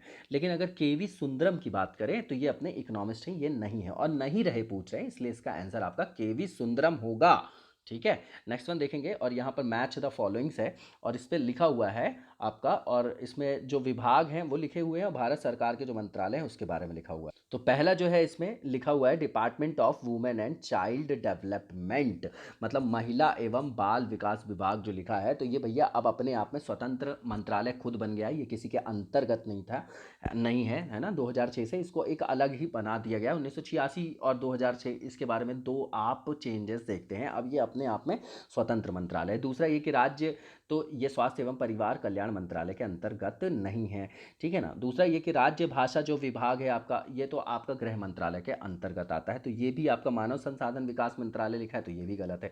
तीसरा ये कि जो आपका डिपार्टमेंट जो है आपका ड्रिंकिंग वाटर सप्लाई, ये लिखा है जल संसाधन मंत्रालय, तो ये भी गलत है, ये मिनिस्ट्री ऑफ रूरल डेवलपमेंट के अंतर्गत आता है। तो तीनों के तीनों जो हैं आपके वो सुमेलित नहीं है, इसलिए इसका आंसर आपका डी नन हो जाएगा। क्या हो जाएगा इसका आंसर आपका? डी नन हो जाएगा। नेक्स्ट क्वेश्चन देखेंगे और 164 नंबर का क्वेश्चन है हमारा, और इसमें जो लिखा हुआ है कि भारत का चौथा जो आम चुनाव हुआ उसके बाद लिखा है हरियाणा राज्य की स्थापना। इसमें क्रोनोलॉजी में लगाना है कि भैया जो सही क्रम है वो कौन सा है इसमें से, ठीक है ना। तो जो पहला है आपका इसमें लिखा हुआ है क्या कि चौथा आम चुनाव, देखिए आपको पता है कि 52, 57, फिर 62, फिर उसके बाद 67, है ना। तो आपको पता है, एक अंदाज़ा लग गया 67 का। और उसके बाद हरियाणा राज्य की स्थापना की बात आएगी, तो आपको पता है 66 के करीब की बात है वो, है ना। तो आपका दूसरा ये हो गया। तीसरा ये कि मैसूर का नाम जो कर्नाटक किया जाना, ठीक है ना, तो वो भी आपका है। और तीसरा ये सब जो है ना, स्टेट जो रीऑर्गेनाइजेशन एक्ट आया था आपका, तो जो मैसूर का आपका कर्नाटक के रूप में जो रीनेम्ड किया गया, ठीक है ना, ये भी आया वहीं से 1956 का जो आपका राज्य पुनर्गठन अधिनियम है, लेकिन जो इसको रीनेम्ड किया गया कर्नाटक के रूप में, मैसूर जो राज्य आपका टीपू सुल्तान जी वाला, तो वो आपका 1973 है। और मेघालय त्रिपुरा आपको पता है 1971 है आपका, ठीक है। और जो चौथा चुनाव है 67 की बात है, और 66 आपका हरियाणा। तो सबसे पहले क्या 2, फिर 1, फिर आपका क्या 4, फिर 3, तो 2143, मतलब इसका आंसर आपका 2143 होगा, जो किस में दिया गया है, ए में दिया गया है, तो इसका आंसर आपका ए हो जाएगा, है ना। ये भी फैक्चुअल क्वेश्चन है, क्रोनोलॉजी पे रिलेटेड था, कौन सबसे पहले हुआ और बाद में। और दूसरा फिर से नेक्स्ट क्वेश्चन है आपका जो ऑर्डर ऑफ आपका प्रेसिडेंस है ना, जो अपन बात करते हैं, किसकी बात करते हैं अपन, कि भैया यहाँ पर वरीयता अनुक्रम के आधार पे कौन सा इसमें उपयुक्त क्रम होगा। तो इसकी चर्चा अपन कर भी चुके हैं। देखिए यहाँ पे पहला भारत का महान्यायवादी लिखा है और फिर उसके बाद उच्चतम न्यायालय के न्यायाधीश। तो आपको पता है उच्चतम न्यायालय के न्यायाधीश उनसे पहले आएंगे, उसके बाद संसद सदस्य और राज्य का उपसभापति, तो ये गलत हो गया यहीं से। दूसरा देखिए, सबसे पहले उच्चतम न्यायालय के न्यायाधीश, उसके बाद राज्यसभा का उपसभापति आ गया, उसके बाद भारत का महान्यायवादी, और उसके बाद संसद के सदस्यों की बात हो रही है, ठीक है। तो ये जो है आपका वरीयता अनुक्रम बिल्कुल ठीक दिया गया है, ठीक है ना, और यही इसका आंसर भी होगा। एक बार आप इसको देख जाइएगा, रटने की ज़रूरत नहीं है, बिल्कुल कंटेक्चुअल है। सबसे पहले जजेस of the supreme court, then आपके डेप्यूटी चेयरमैन आएंगे राज्यसभा के, उसके बाद attorney general of India, then आपके मेंबर्स ऑफ पार्लियामेंट आते हैं, ठीक है ना। तो इसका आंसर आपका बी हो जाएगा। नेक्स्ट वन देखेंगे, इस क्वेश्चन में आपके ऑप्शन दिए गए हैं और बताना है आपको कि लोक अदालत पर निर्णय इनमें से किस में किया जाता है। देखिए जब आप अदालतों में नवाचार वाला देखेंगे ना सिस्टम, तो उसके अंतर्गत लोक अदालत भी आप देखते होंगे। तो इसके अंतर्गत क्या किया जाता है कि जो केसेस की संख्या आपको पता है कि बहुत ज़्यादा है हमारे यहाँ पेंडिंग केसेस की, ठीक है। तो न्याय होना और न्याय में देरी, मतलब अन्याय मिलना और न्याय में देरी होना, लगभग दोनों को समान माना गया है, जो भी थिंकर्स हैं वो ऐसा बोलते हैं, ठीक है ना। तो पहला इसमें लिखा गया है कि मोबाइल सेलुलर कंपनियों के साथ जो विवाद होता है, बिल्कुल ठीक है। दूसरा जो मोटर एक्सीडेंट केसेस होते हैं, तीसरा पेंशन केसेस होते हैं। तो ये सब के सब जो निर्णय जो है लोक अदालत में किए जा सकते हैं। इसका जो आंसर होगा आपका 166 नंबर का, वो ऑल हो जाएगा, जो कि डी में दिया गया है। नेक्स्ट क्वेश्चन क्वेश्चन देखेंगे, इसमें लिखा गया है कि जो स्टेटमेंट है बताना कौन सा सही। तो पहला ये कि जो भारत का संविधान है उसके भाग 9 में पंचायतों से संबंधित उपबंध है, बिल्कुल सही बात है, ठीक है। उसे 73rd अमेंडमेंट के द्वारा 1992 में अंतः स्थापित किया गया है, इंसर्टेड किया गया है। तो पहला स्टेटमेंट जो है आपका वो आपका बिल्कुल ठीक है। दूसरा ये कि जो भारत का संविधान है उसके भाग 9 का में नगर पालिकाओं से संबंध जो है, मतलब जो उनसे संबद्ध जो आपके उपबंध है ना, जो संबद्ध हैं उनसे रिलेटेड हैं, और जो अनुच्छेद 243 क्यू है उसके अनुसार प्रत्येक राज्य के लिए 2 प्रकार की नगर पालिकाएं हो सकती हैं, नगर पालिका परिषद और नगर निगम। देखिए ये आपका 2 प्रकार की नहीं है, 3 प्रकार की है, तो ये गलत लिखा हुआ है। जो दूसरा स्टेटमेंट है वो आपका गलत है, पहला स्टेटमेंट आपका बिल्कुल ठीक है। तो अगर बात करें तो वहां पर 3 प्रकार की नगर पालिकाओं की बात की गई है, और इसमें जो 9th ए नंबर का पार्ट जोड़ा गया था, ठीक है। और नगरीय प्रशासन को लगभग 18 विषय जो है सौंपे गए। 3 प्रकार की कौन कौन सी? पहली आपकी नगर पंचायत हो गई, 3 लेवल हो गए ना, दूसरा आपका नगर परिषद हो गया, तीसरा आपका नगर निगम। नगर पंचायत वहाँ जहाँ 10,000 से 20,000 की पॉपुलेशन हो, नगर परिषद वहाँ जहाँ 20,000 से 3 लाख की जनसंख्या हो, और जहाँ 3 लाख से अधिक होगी वहाँ पर नगर निगम की बात की गई। इसलिए ये जो दूसरा स्टेटमेंट है वो गलत है। तो only first statement is right, और इसका आंसर आपका ए हो जाएगा। नेक्स्ट वन देखेंगे, और यहाँ पर लिखा हुआ है स्टेटमेंट दिया गया है, बताना है कि कौन सा आपका स्टेटमेंट इसमें से सही है। पहला ये कि नागालैंड, असम, मणिपुर, आंध्र प्रदेश, सिक्किम, मिजोरम, अरुणाचल प्रदेश और गोवा, इनकी जो क्षेत्रीयता की जो मांगे थी, प्रादेशिक जो मांगे हैं, उनको देखते हुए भारत के संविधान में जो स्पेशल प्रोविज़न किया गया है 371A से 371I तक किया गया है। तो जो पहला स्टेटमेंट है वो आपका बिल्कुल भी ठीक है ना, ये स्टेटमेंट आपका बिल्कुल ठीक है। विशेष जो प्रावधान किए गए हैं 370 में, जैसे जम्मू कश्मीर के लिए थे, अब वो स्क्रैप कर दिया गया, तो उसी तरीके से 371 में इनके बारे में उल्लेख है, तो बिल्कुल ठीक है। और जो दूसरा है आपका कि भारत तथा संयुक्त राज्य अमेरिका के संविधानों में 2 राजतंत्र हैं किंतु नागरिकता इकहरी है। नहीं है भैया, यूएसए में आपकी हर मतलब 2 तरीके की नागरिकता है, राज्यों की अलग और उसकी अलग, तो इकहरी नागरिकता वहाँ नहीं है, हमारे यहाँ है एकल नागरिकता। दूसरा गलत हो गया आपका, आप उसको गलत कर दीजिए। तीसरा ये कि कोई व्यक्ति जो आपका नेचुरलाइजेशन की जो विधि है, देशीयकरण के द्वारा जब भारत की नागरिकता प्राप्त की जाती है, तो जो भी आदमी वैसा मतलब नागरिकता प्राप्त करने वाला नागरिक है उसको कभी भी अपनी नागरिकता से वंचित नहीं किया जा सकता, ऐसा तो कोई भी उल्लेख कहीं भी संविधान में नहीं है। तो तीसरा भी स्टेटमेंट आपका गलत है, only first statement is right, और इसका आंसर आपका डी ओनली 1 हो जाएगा। नेक्स्ट क्वेश्चन देखेंगे अपन, 169 नंबर का क्वेश्चन है, और इसमें पूछा जा रहा है आपका कि कौन सा स्टेटमेंट इसमें से सही है, रिकॉग्नाइज करना। पहला ये कि जो आर्टिकल 301 है आपका वो संपत्ति के अधिकार से संबद्ध है, ठीक है ना। तो पहला ही स्टेटमेंट जो है आपका वो गलत है, क्योंकि जो आर्टिकल 300A है ना, 300 का है ये भी जो आपका 44th अमेंडमेंट हुआ था 44वां 1978 में, उसके द्वारा जो संपत्ति का अधिकार था उसको वहाँ से निश्चित करके इसको लीगल राइट्स बना दिया गया, फंडामेंटल राइट्स नहीं, क्योंकि कॉन्ट्राडिक्शन हो रहा था, विरोधाभास हो रहा था। जो हमारे यहाँ संसाधनों का समतामूलक वितरण, फिर उस तरीके से जो प्रावधान थे वो उसके बीच में विरोधाभास पैदा कर रहे थे, इसलिए उसको वहाँ से हटाया गया। आपको पता है कि वहाँ से फिर हमारे सोशलिज्म वर्ड वगैरह भी आया है, ठीक है ना। तो पहला स्टेटमेंट आपका गलत है, इसको एलिमिनेट कर दीजिए आप, ठीक है। और दूसरा जो स्टेटमेंट है कि संपत्ति का अधिकार एक विधिक अधिकार है किंतु ये मूल अधिकार नहीं है, बिल्कुल सही बात है, वहीं से तो उसको स्क्रैप करके वहाँ डाला गया था 44वां जो आपका 44th अमेंडमेंट है। तो दूसरा स्टेटमेंट जो है आपका वो आपका बिल्कुल ठीक है। तीसरा स्टेटमेंट जो है कि भारत का जो संविधान का जो अनुच्छेद है 300A, उस समय केंद्र में कांग्रेस सरकार द्वारा 44वें संविधान संशोधन से अंतः स्थापित किया गया। देखिए यहाँ पर कैच है, ये कांग्रेस सरकार नहीं थी, जनता दल सरकार थी, मोरारजी देसाई जी वाली, ठीक है ना। तो वो जनता दल गवर्नमेंट ने किया था, ना कि कांग्रेस ने। बाकी बिल्कुल सही है, पूरा का पूरा स्टेटमेंट कांग्रेस के कारण गलत हो गया, वो जनता दल सरकार थी। तो केवल आपका दूसरा स्टेटमेंट सही है, इसका आंसर आपका ओनली 2A हो जाएगा। नेक्स्ट क्वेश्चन देखेंगे कि जो 98th जो अमेंडमेंट आपका है, जो बिल है, देखिए एक तो बात होती है 98th अमेंडमेंट की, ठीक है, और एक बात होती है 98th नंबर का जो आपका अमेंडमेंट बिल आया था, ठीक है ना। तो 2 चीज़ें हैं। तो यहाँ पर लिखा हुआ है कि 98th नंबर का जो आपका अमेंडमेंट बिल आया था वो किससे रिलेटेड है, ठीक है। तो इसमें देखिए, तो ये आपका जो रिलेटेड था वो नेशनल जुडिशियल कमीशन से था। देखिए कंफ्यूज मत होइएगा NJAC को लेके, ये NJC था आपका, ठीक है, जो बिल लाया गया था। लेकिन अगर आप देखेंगे कि संविधान में जो संशोधन हुआ है 98 नंबर का, वो किससे रिलेटेड है, जो आपका 2012 में हुआ है ना, जो संविधान संशोधन हो चुका है, ये बिल की बात कर रहे हैं। तो जो संशोधन हुआ था वो 371 जो आर्टिकल झा है उससे रिलेटेड है, जिसमें कर्नाटक राज्य के हैदराबाद क्षेत्र में विशेष व्यवस्था की स्थापना करने के लिए संस्थागत क्षेत्र की स्थापना की गई थी। ठीक है ना, उस क्षेत्र में विकास वगैरह की बात है, मानव संसाधन, शैक्षिक और व्यावसायिक प्रशिक्षण की। लेकिन यहाँ पर देखेंगे तो पहला लिखा है सेवा कर के विनियोजन, उससे रिलेटेड नहीं है। दूसरा जो लिखा है आपका constitution of national judicial commission, ये इसका आंसर होगा। तीसरा ये 2001 के आधार पे मतलब परिसीमन की बात कर रहे हैं, ये भी आपका गलत है। और राज्यों के बीच नई सीमाओं का सीमांकन, तो कोई भी उससे रिलेटेड नहीं है। दूसरा जो है आपका वो बिल लाया गया था, उसी से रिलेटेड ये क्वेश्चन है। तो ये आपका जो था 98 वाला जो आपका बिल यहाँ लिखा है ना, नेशनल जुडिशियल जो कमीशन है आपका, ये बिल था उसी लिए कि इसमें भी जो हायर जुडिशरी है और जो जजेस हैं उनके ट्रांसफ़र और अपॉइंटमेंट्स की बात वगैरह थी, तो वो उससे रिलेटेड थे। बाकी जो संशोधन हो गया उसके बारे में बता दिया है मैंने, तो इसका आंसर भी आपका बी हो गया। बाकी नेक्स्ट क्वेश्चन अपन नेक्स्ट वीडियो में कंटिन्यू करेंगे अपनी सीरीज़ को। Thank you very much.